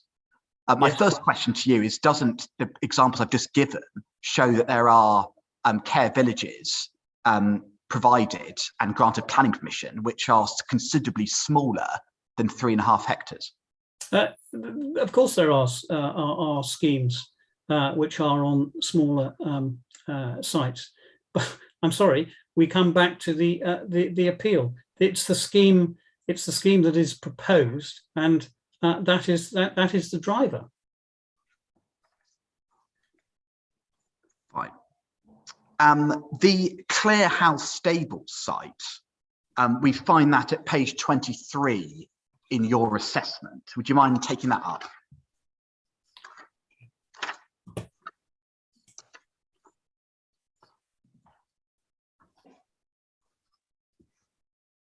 Sorry, my page 23 or? Yes, it's your, it's in your assessment. Yes, no, but my page 23. Yes, that's right. Yeah. PDF 37. Thank you. Let me know when you're there. Sorry. Yes, I'm there, Yeah, Mr. Smith. Oh, great. Yeah. So I think you know where it is. It's 5 up from the bottom. I do. Yes, indeed. The reason why you excluded Clare House Stables is because you thought it was 2.8 hectares and therefore fell below your size filter. In part, yes. In part, because the site. Go on. Sorry, Mr. Butcher, you go on. I didn't. The site that is applicable, where we could put the scheme, we estimated to be somewhere between 2.5 and 3. 2.8 hectares, I think. The total site is 5.8. However, as I have already stated in my evidence in chief, the site, it's not, when in terms of site assessment, it's not all about the site size. It's about such things as topography, the geography of the site, and other factors. And that site does not meet those tests. As I said, it's unfortunate that we haven't got a site plan to illustrate this to the inspector. But I suspect you're familiar with the site, or you may have seen a site plan. And there is a section. It is basically 3 parts to a site. There's a triangular bit that comes off the road, which then feeds into a rectangle, and then there's another sort of quadrangled site, irregular sized quadrangled site to the rear or to the east of that site. The only portion that would be suitable for a care home is the central section, which we've allocated at something around 2.5, 2.8 hectares. And Mr. Belcher, it doesn't therefore meet our criteria. That's why we haven't included it. Mr. Belcher, where is that level of detail in your ASA? Everything It isn't. It isn't because we've dismissed it. But you've dismissed it, and you've explained now why. But that isn't in the ASA. So unless we were having this cross-examination, I wouldn't know why you dismissed it. No, that is fair comment, sir. It is, to answer your question, it isn't. That level of detail is not in the ASA. It has only come about because the council have raised it and challenged the site to say that one, it is bigger than we said it is, and it's something we've missed. It is not a site we missed. But does that raise concerns to me in other sites might have been dismissed and I'm not able to assess if I agree with why? Well, I hope not. Okay. Okay, thank you.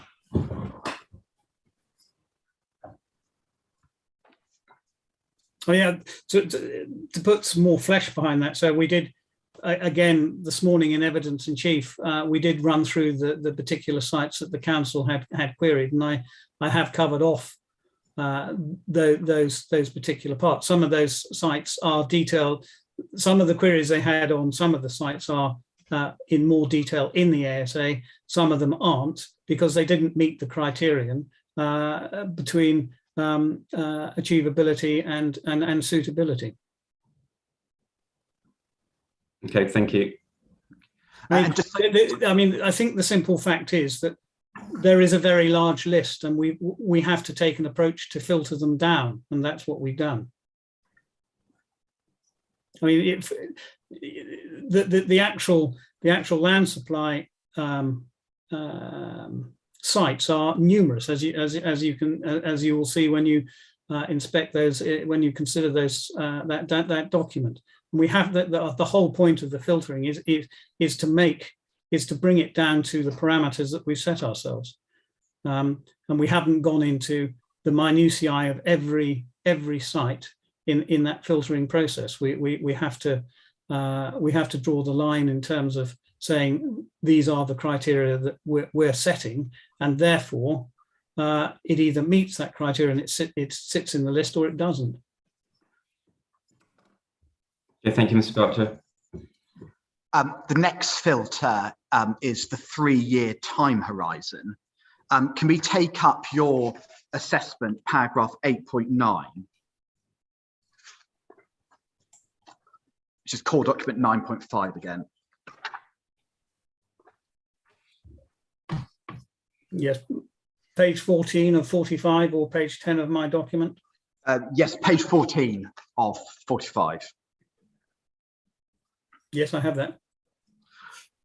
So you tell us at paragraph 8.9 that if a site is considered to be not realistically capable of being developed for the subject scheme and ready for occupation within a 3-year timescale, then we have classed it as not achievable. I do.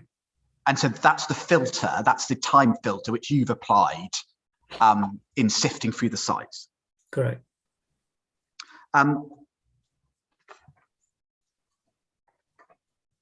The inspector needs to be satisfied, doesn't he, that that filter is cogent and robust? Yes. Yeah, and in evidence in chief, your barrister said, what about sites which may be deliverable in 6, 7 or 10 years? Do you remember that? I do. And then the inspector intervened and said, well, what about 5 years? Because 5 years is usually what planners are concerned with, particularly in the realm of residential. Mm-hmm. So why haven't you adopted a 5-year time horizon? Well, I think I explained in my evidence in chief.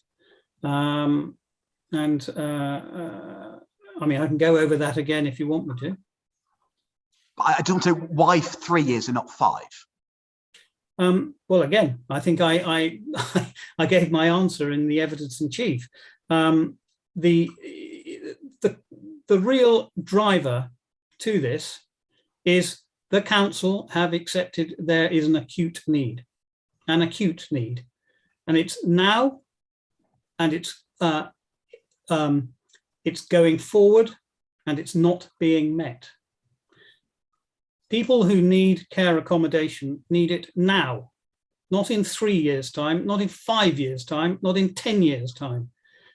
You know, elderly people, regrettably, by their sheer definition, are coming to the end of something, and that's their life.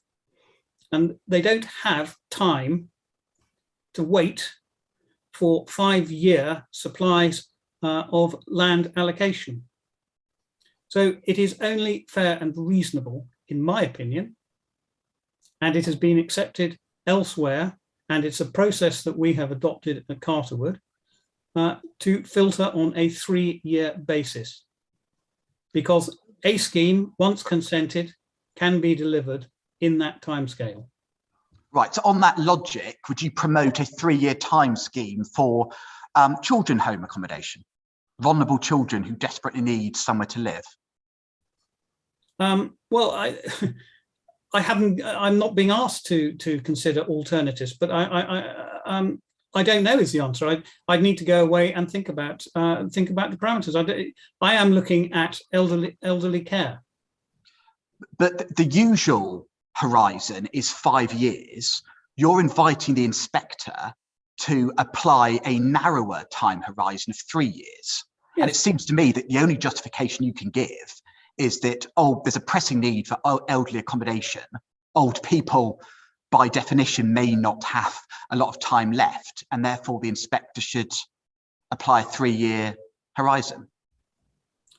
I think I've given my answer. I mean, I'm sorry if you believe that elderly people can wait, then that's your take on it. I don't, and that's why we have to look at the need, and the need is now. But there's no guidance you can point to that 3 years is the appropriate horizon. Well, the only guidance I can point to is that frail people need accommodation which suits their needs. There is no guidance, as I have already stated. The planning framework refers to housing, and that is C3 housing. It is not set to cover. It doesn't cover C2, and I think there's a complete mismatch of understandings here. The crux has to be people, frail people, elderly people need the accommodation now. There is an unmet need in East Cambridgeshire, and 3 years, given that unmet need, is, in my opinion, absolutely right and proper. There is no requirement for us to look at 5 years. I mean, we could have adopted 1 year. I mean, that's not being robust. We're trying to say this is a robust approach, given that this site has already taken 3 years to get to this stage. So that's 3 years that's already gone, 3 years that hasn't met that need. We've already established there's the need for more than one scheme. And 3 years is, in my view, a perfectly reasonable and robust approach to take in terms of that period of time.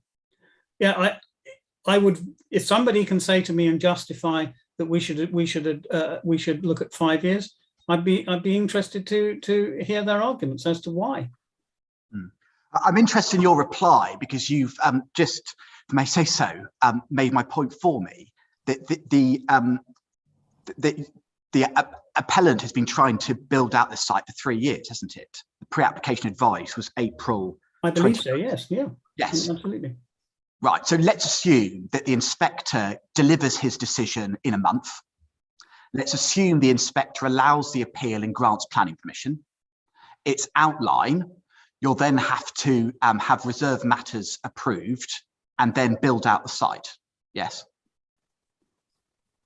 Well, correct. Yes. Yeah. Mm-hmm. Yeah. Sorry. So the appeal would fail your filter, wouldn't it?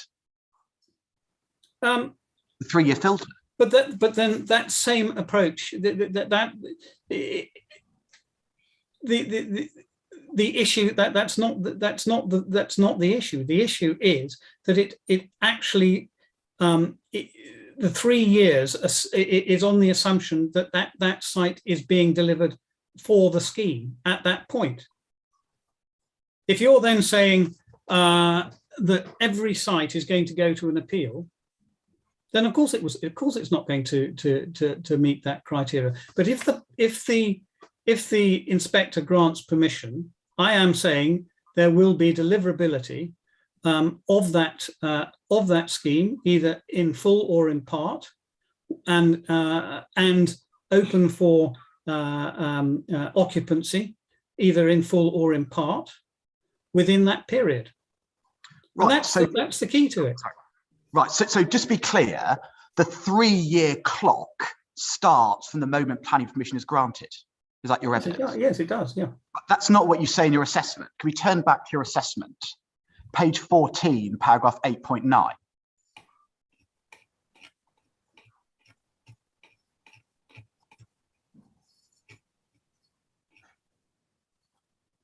Page 14. No, sorry. My page 14. Yeah, sorry, yeah, page 14 of 45. Right. Sorry.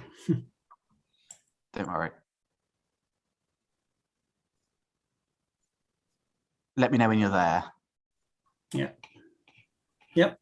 Yeah, so the filter and the justification for the filter is if a site is considered to be not realistically capable of being developed for the subject scheme and ready for occupation within a 3-year timescale, then we have classed... Sorry, what paragraph number are you in at? Sorry, 8.9, sorry. 8.9. Mm-hmm. Yeah. I mean, to put it very bluntly, you've just moved the goalposts, haven't you? Because when I pressed you about the 3 years, you've said the time only starts from the moment planning permission is granted. That's not what you see in your assessment. I think, I mean, that's clear, isn't it? In our assessment of achievability, the need is current and the site is considered to be not realistically capable of being developed for the subject scheme and ready for occupation within a 3-year timescale, then we'd have classed as not achievable. Absolutely. So the assumption is that when we are looking at a site, that site can deliver within 3 years. I mean, I'm sorry, I may not be taking the point. The whole premise of that filter is that deliverability, in part or in full, will be within a period of 3 years. The subject site, had it had planning permission 3 years ago, would be providing that need now. Or sorry, would be meeting part of that need now. And the inspector can note, can't he, that you have excluded out of hand sites which might be achievable in 3.5, 4, 4.5 or 5 years, haven't you? Yes, I mean there has to be a line drawn somewhere, Mr. Smythe. I perfectly accept that there's an argument, but there has to be a line drawn. So we have drawn the line at 3 years for all of the reasons that I have just rehearsed. But I mean, the inspector you'd have a stronger case, wouldn't you? And the inspector would have more confidence if you said, we think 3 years is the appropriate horizon, but here are the sites which fall between 3 and 5 years. But because you've excluded that, the inspector's got no idea how many sites are just beyond the threshold. How many sites are 3.5 or 4 years? I think I've answered that in my previous question. My previous answer. That the crux of this is about meeting the need, and that need is now. I'm sorry. I'm just repeating what I've already said. The crux of it remains that a scheme has got to be delivered within that period, because the need is acute. Yes, but the point I'm putting to you is it would be more transparent and the inspector would have more confidence if he knew how many sites fall just beyond what you say is the appropriate time horizon. I accept that we could look at sites at 5 years. Whether it's a matter of transparency is a matter of debate. It hinges on the need. If the need was not so acute and the need wasn't now and it wasn't being met, then I think that would be a fair proposition. But it isn't. That's not what we're looking at in East Cambridgeshire. There are no sites that the local authority have allocated for C2 for this type of development, and the need is not being met, and the council accept that. I mean, your problem is, I mean, you've adopted a very high-risk strategy, Mr. Belcher, because if the inspector says, I think the appropriate time horizon is 5 years, you've got no evidence to help him with that, have you? Because you've put all your eggs in one basket of 3 years. Well, as I've said, Mr. Smythe, the filter is there we have to draw the line at a point, and that we have adopted 3 years for all of the reasons that I have just rehearsed.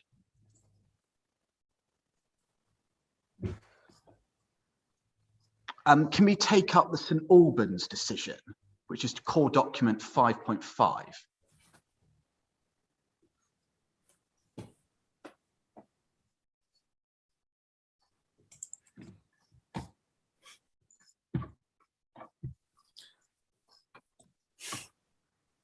Yes, I have that. Thank you.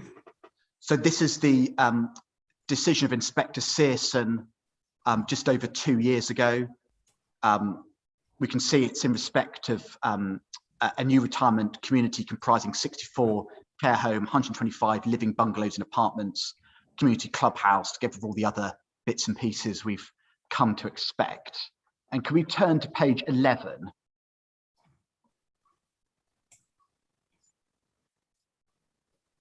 Paragraph 73. Yes. So this is where the inspector considers the alternative sites case.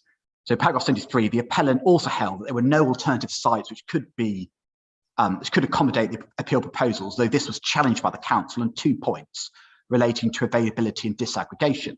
In terms of the latter, so disaggregation, Mr. Appleton, who I think is the equivalent of you, Mr. Belcher, he was the appellant's alternative sites expert. I'm sure Mr. Appleton wouldn't want to be considered my equivalent. No. Gave evidence on the evolving nature of housing for older people and the care village concept with its associated benefits.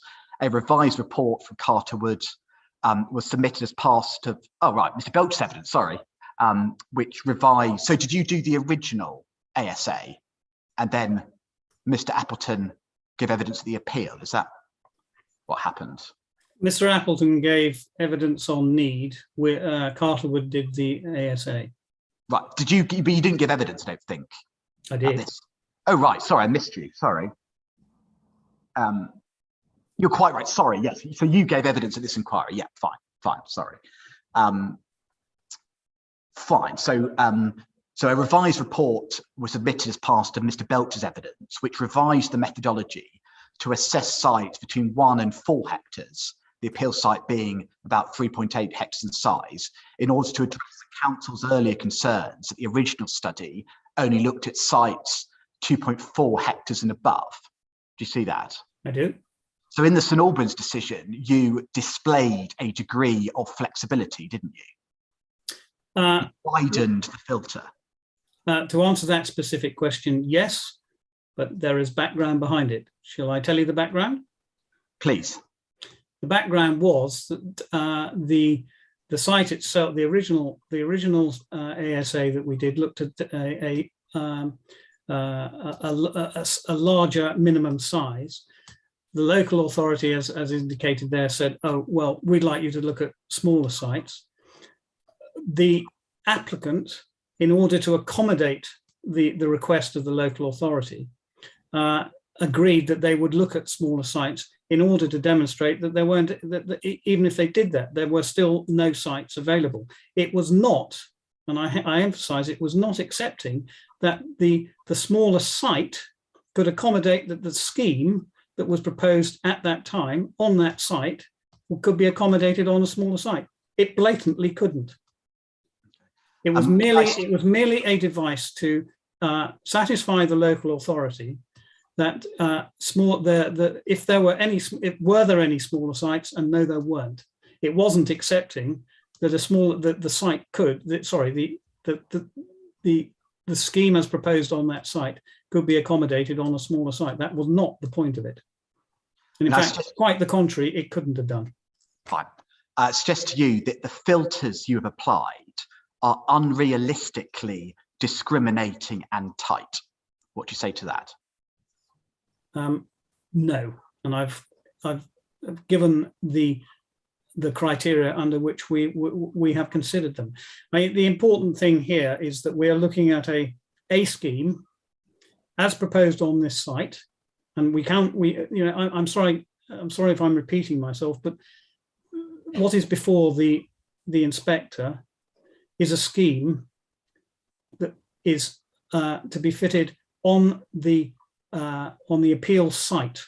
So therefore, the criteria that we've got to look at is, are there alternative sites that this scheme can be fitted on without chopping it up or putting one part here and another part there, or going into reducing the amount of outdoor accommodation. I mean, one thing, I mean, I don't have any evidence to this, but it's common sense. We've all lived through a pandemic, and one of the issues that has come to light is the need for people to be able to move about and get outside. And if you limit the amount of outdoor space, then you're limiting the amount of accommodation that people can enjoy outside. And part of these schemes, part of the design of these schemes is to accommodate a lot of provision so that people can enjoy the outdoors in a secure and controlled way, so that they're safe and not vulnerable. It is not a site that can be split up into component parts for the care element and its accommodation. Therefore, it doesn't fit into a smaller site, or it can be disaggregated. Do you remember at the start of the cross-examination, I put the expression to put the cart before the horse? Do you remember that? Yes. I mean, aren't you guilty of that in respect to the size? Because you're taking what happens to be the size of the appeal site, taking that as read, and imposing that template on your accommodation alternative sites assessment. Isn't that the wrong way round? Well, I think I've gone through that. The template that we have to work on is the appeal in front of the inspector and the scheme in front of the inspector. And the scheme is one that fits on this site. So therefore, we've got to look at those site parameters. I mean, if I had approached this and said, we've only looked at sites of X with no movement either way, then I'd accept that as a criticism. But I haven't. I've given a range, and again, you have to draw the line somewhere. If I were to, what consideration should I give to, rather than site size, floor space? So a retirement care village of the same amount of floor space and facilities, but could theoretically maybe be delivered on a much smaller site in a more urban location, for example, more high rise. Is that a relevant consideration for me in terms of site assessment? In part, sir, but it still comes back to what facilities are going to be provided. If you go onto a smaller site, you're not going to have the benefits that scheme provides with the site size, the site size that is being that is at the appeal. The density, the size of the building itself, of course, it is a factor. I mean, but again, this scheme is not dissimilar. It is slightly smaller, I think, off the top of my head. I can't remember the details. It's been used in this inquiry. The Stapleford, I think it's slightly smaller, but again, it's similar in terms of the built area, the square footage, square meterage of the building.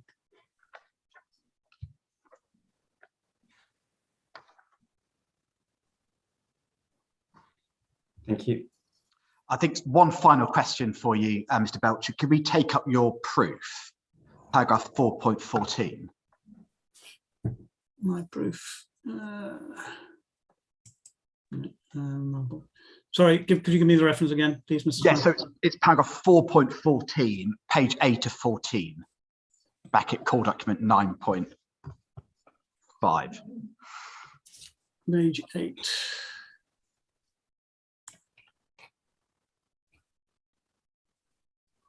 sorry, yes, page 8 of 45, and what paragraph?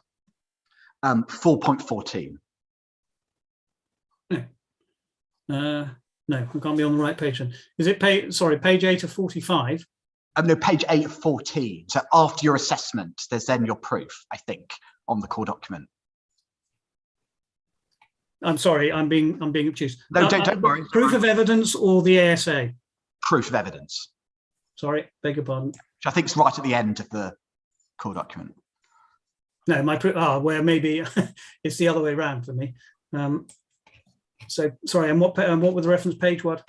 Paragraph 4.14, page 8. 14. Thank you. Yes, starts. None of these sites meet all the criteria. Yes. And you mentioned the land north of Blackberry Lane. Did you contact the developer? No. Because you make various criticisms, well, not criticisms, make observations about the site. Yeah. Where did you derive that information from if you didn't speak to the applicant? Well, the site speaks for itself. We're given the rationale at section 9 of my proof, I think. If I just go to it, let me get section 9. Yeah, section 9, which is page 18 of my of the ASA. That details the considerations that we've given to it. The site would be suitable for a care village development, as you can see. Sorry, you with me? Sorry, Mr. Go ahead. Sorry, Mr. There is no evidence of the site's availability, so that's partly an answer. And it is understood to be in split ownership between two parties. Access would need to come through the land currently under development by Orbit to the south of Blackberry Lane, which would need a legal agreement. The local plans allocation for the site is for housing, affordable housing, self-build and public open space, and therefore a care village under use class 2 is not considered achievable on this site, as it is outside the local plans allocation. The 5-year land supply shows the projected directory at 25-26 up to 29-30, and there is no planning application submitted for it or on it. The site is considered suitable but not achievable and not available for a care village. We, to be fair, we contacted or we have been in touch with an agent who is aware of that site. And was able to give us some information about it. And his opinion to us was that it is not available. Yeah, thank you.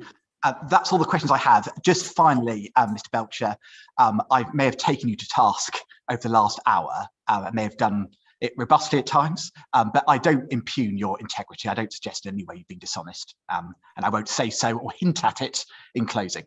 Thank you for your time. Thank you, Mr. Smythe. I appreciate that. Thank you very much. Dr. Keefe, I know you're not really taking part in this part of the inquiry, but if you do have any questions, then you are more than welcome to ask them. No, I have no questions, but thank you for the invitation. Okay. Thank you. Mr. Simons, re-examination? Also, just a few bits and pieces. That's okay. Let me just at the time. It'd be sensible to just press because I've only got a few minutes. So if you're happy, sir, should we just keep cracking? Yes, I'm happy with that. Are you all right, Mr. Belcher? I should have asked to just keep. Are you feeling all right to keep going for a bit? Yes, I'm an old boy, but it sort of keeps going. Okay, good. Jolly good. All right. Okay, just a few questions on the back of the questions from Mr. Smythe. And given what he said right at the end, I can cross one of the questions off. So we're not interested anymore in whether or not what you've done was a sort of genuine attempt to assess alternative sites. And I appreciate that clarification from Mr. Smythe. Criteria. Most of the questions that were put to you by the council were based on the criteria that you'd used for size, site size, and for timescale for delivery. Do you remember? I do. Right. We've had all the council's evidence on this topic now. There's no more coming in writing or orally. And is there any evidence from the council as to what appropriate criteria would be for size and for timescale of delivery in respect of a retirement care village scheme? No. So, albeit Mr. Smythe's putting questions to you, and he's obviously entitled to put whatever questions he wants, when the inspector actually comes in due course to weigh evidence on this at the end of the process, he's got your evidence on what the appropriate search criteria are, if you like. Is there any other evidence against you on that? No. Now, let's just think about one or two of the things that were, the particular parameters, if you like, that you were asked about, and some of the answers you gave. The first one was size.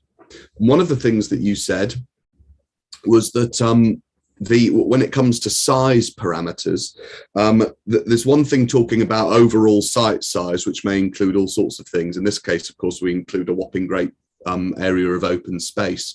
But you mentioned in your evidence and in your answer that what really matters, you said, is the actual area of the scheme, which is, as you said, something like 4.8 hectares. Could you just expand on that? Why is that what matters when you're thinking about size and alternative sites? Well, there's the size of the building and its footplate, and then there is the outdoor amenity space that is required, and I've discussed that, why that's important. And in addition, in this particular case, there's some affordable housing as well. Let me put it to you like this. If you were taken, and you dealt with this a little bit in answer to Mr. Smythe, you were taken to appeal decisions where there were other schemes in other parts of the country on sites of a hectare or something, 1.5 hectares, 2 hectares, whatever. Where could that take us to? If what we're looking for is an alternative site to house the scheme that the inspector's got before him to think about, if the scheme itself is 4.8 hectares and you located somewhere in East Cambridgeshire a site of 1 hectare or something like that, what benefit could there have been then in bringing such a site into your assessment? Would there have been any? Well, it would probably there would have been no benefit at all. I mean, the site size criteria has been, I have detailed, and there is no purpose in us spending time or giving further detail if the site doesn't meet those criteria, and that's why that list is as long as it is, because there are so many smaller sites. Let's just be clear. If a site came along and it was 2 hectares or whatever, and you tried to put our scheme onto it, does it work? No. Let's just reflect on one of the things you said. You said that these size criteria that you've used are criteria that you've used before in other cases. Do you remember? Yeah. And you said that you'd had sign off, if you like, or you put them before appeals before, you put them before operators before, I think you said. Do you recall, in answer to Mr. Smythe? Yes. Okay. Could we just get show the inspector a couple of your appendices when it comes to operators and what they think about the size criteria? Would you mind just taking up 2 references, please, on this theme in your appendices? First, could you turn in your appendices to page 38 of 45? Yeah. You should have a letter. I'll just wait sure the inspector's got that. Are you there, Inspector? Thank you. You should have a letter with the heading Rangeford Villages. Do you see? I do. And do you see, let's see, in the first paragraph in that, site requirements, they're typically within a range of 3.5 hectares to 7.5 hectares. Do you see? I do.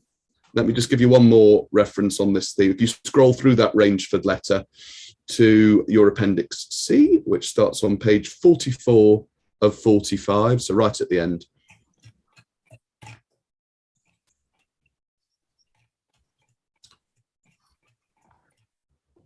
Uh, 44 yes, indeed, yeah. Should have a letter that's headed Inspired Villages. Indeed. And if we scan down that letter to the 4th paragraph on that page, it starts the standard model for assessment Inspired Villages standard model for assessment purposes is approximately 150 extra care units on 3.5 to 7.5 hectares. Do you see?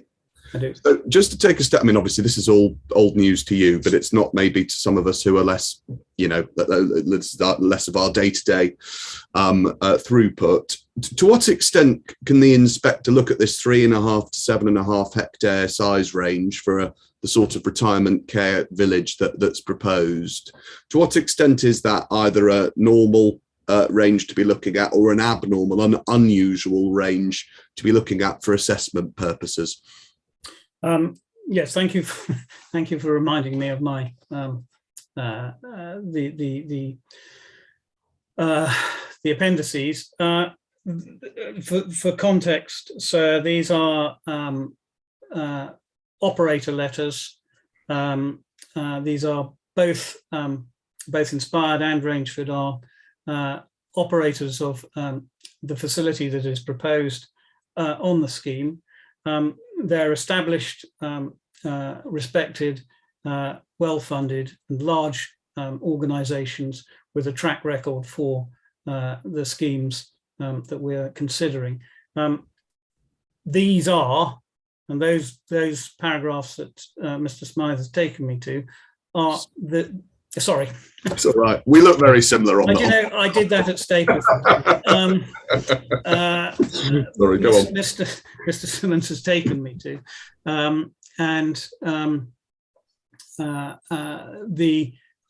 The site sizes are clearly detailed. Those are operator requirements. I mean, there can't be more compelling evidence, I would think, with regard to site size.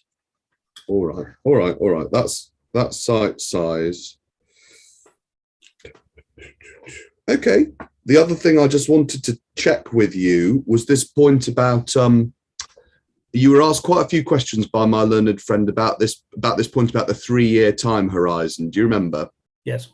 About whether or not he said, you know, we should be looking at, I think he said 5 years, or I think he was suggesting 5 years would have been appropriate. I believe he was, yes. Let's just pause there for a moment. Is there any evidence from the council? I know Mr. Smythe's asked about it, of course, just now. Is there any evidence from the council's witnesses on what an appropriate time horizon to consider the deliverability of specialist housing would be? None. Right. Okay. Well, that might be a starting point, but it still doesn't get us there, does it? Because firstly, he suggested to you that 5 years is what he said would be a sort of more normal time period. Is there any national guidance or policy or whatever to suggest that he's right about that, and that we should be looking, when we consider the deliverability of specialist housing like this, to a 5-year time horizon? No, and he was alluding to the planning framework, which relates to housing supply. There is nothing in that framework that indicates that it's applicable to the type of scheme and facilities that are being provided here. Okay. There is no, as far as I'm aware, there is no national policy or guidance relating to the timeframes or anything to do with the tests that we have used. Okay. Thank you. So, all right, I mean, but again, that doesn't get us there either, does it, on its own? They might not have any evidence on it to go against it. There might be no national policy or guidance to support a longer time period, but still the inspector, as you agreed with Mr. Smythe's, got to see some logic or robustness in using 3 years, doesn't he? Yes. And so you gave your answers, but let me ask you something about it on the basis of what you said to Mr. Smythe. And I'll need you just to, I'm sorry if this is a pain, but would you mind just turning up the proof of evidence of Mrs. Venables just very quickly? Can you give me the reference, please? Oh, yes, that's a very... Actually, I can probably do it myself, actually, I think. You can, let me see if I can. It's 9.3. Very grateful, so thanks very much. 9.3 exactly, so yeah, that's it. That's the proof, the main proof, which is what we need.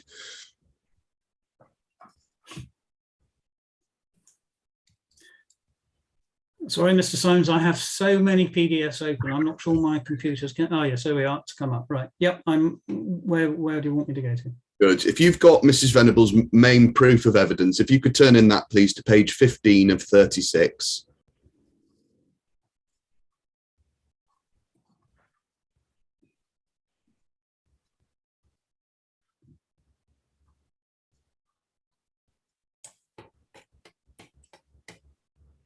Yep. Tell me when you're there. Are you there? Good. Yep. Do you see, this is familiar stuff. We saw it, I think we did see it at least once yesterday. We did. It's her table 2. Do you see where she sets out her evidence on need? Have you got table 2? Yeah, I have, yes. Now, the reason for taking you to this part of her evidence, because do you see T2, indicative need for private extra care units, brackets, operational year 2025? Do you see the heading of the table, table 2? Yep. Yep, this is the last line on the supply. And then do you see at paragraph 5.16, she says the analysis is based on 2025 ... She goes on to explain. Do you see? I do. So if we've got a needs assessment or needs evidence, if you like, which is based on a 3-year time horizon, because that's what she explains when our scheme, if it gets permission, becomes operational. You've just explained that too. If we've got need assessed on a 3-year time horizon, just logically, help me with this. If what benefit would there be to looking at alternative sites of 5, 6, 7, 8, 9, 10-year horizon? What are those sites going to be helping with the needs that are assessed in the 3-year time horizon by Mrs. Venables? Well, they'll be helping to meet that need in the future, but not now. And the issue is that there's a need now. Mr. Belcher, thank you very much indeed for your time. And Inspector, those are all of my, unless you've got any questions, Inspector, that's it for Mr. Belcher. Nothing further from myself. So we have a nice half day and a bit of time back this afternoon for us all. Is there anything that anyone wants to raise before we break up for the weekend? No, so other than... Is it Tuesday 9:30? Yes. Yeah. And I think, sir, I will now go off and start chasing the 106, because obviously you've still not got that yet, and nor have I. But I'm aware that's coming in, or should be coming in today, as agreed.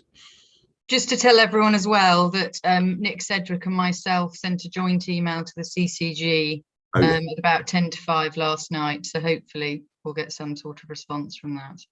Okay, and thank you very much for doing that. Thank you. Very grateful. That's so one thing. Sorry. Please. Sorry. I think the conditions are all agreed between us.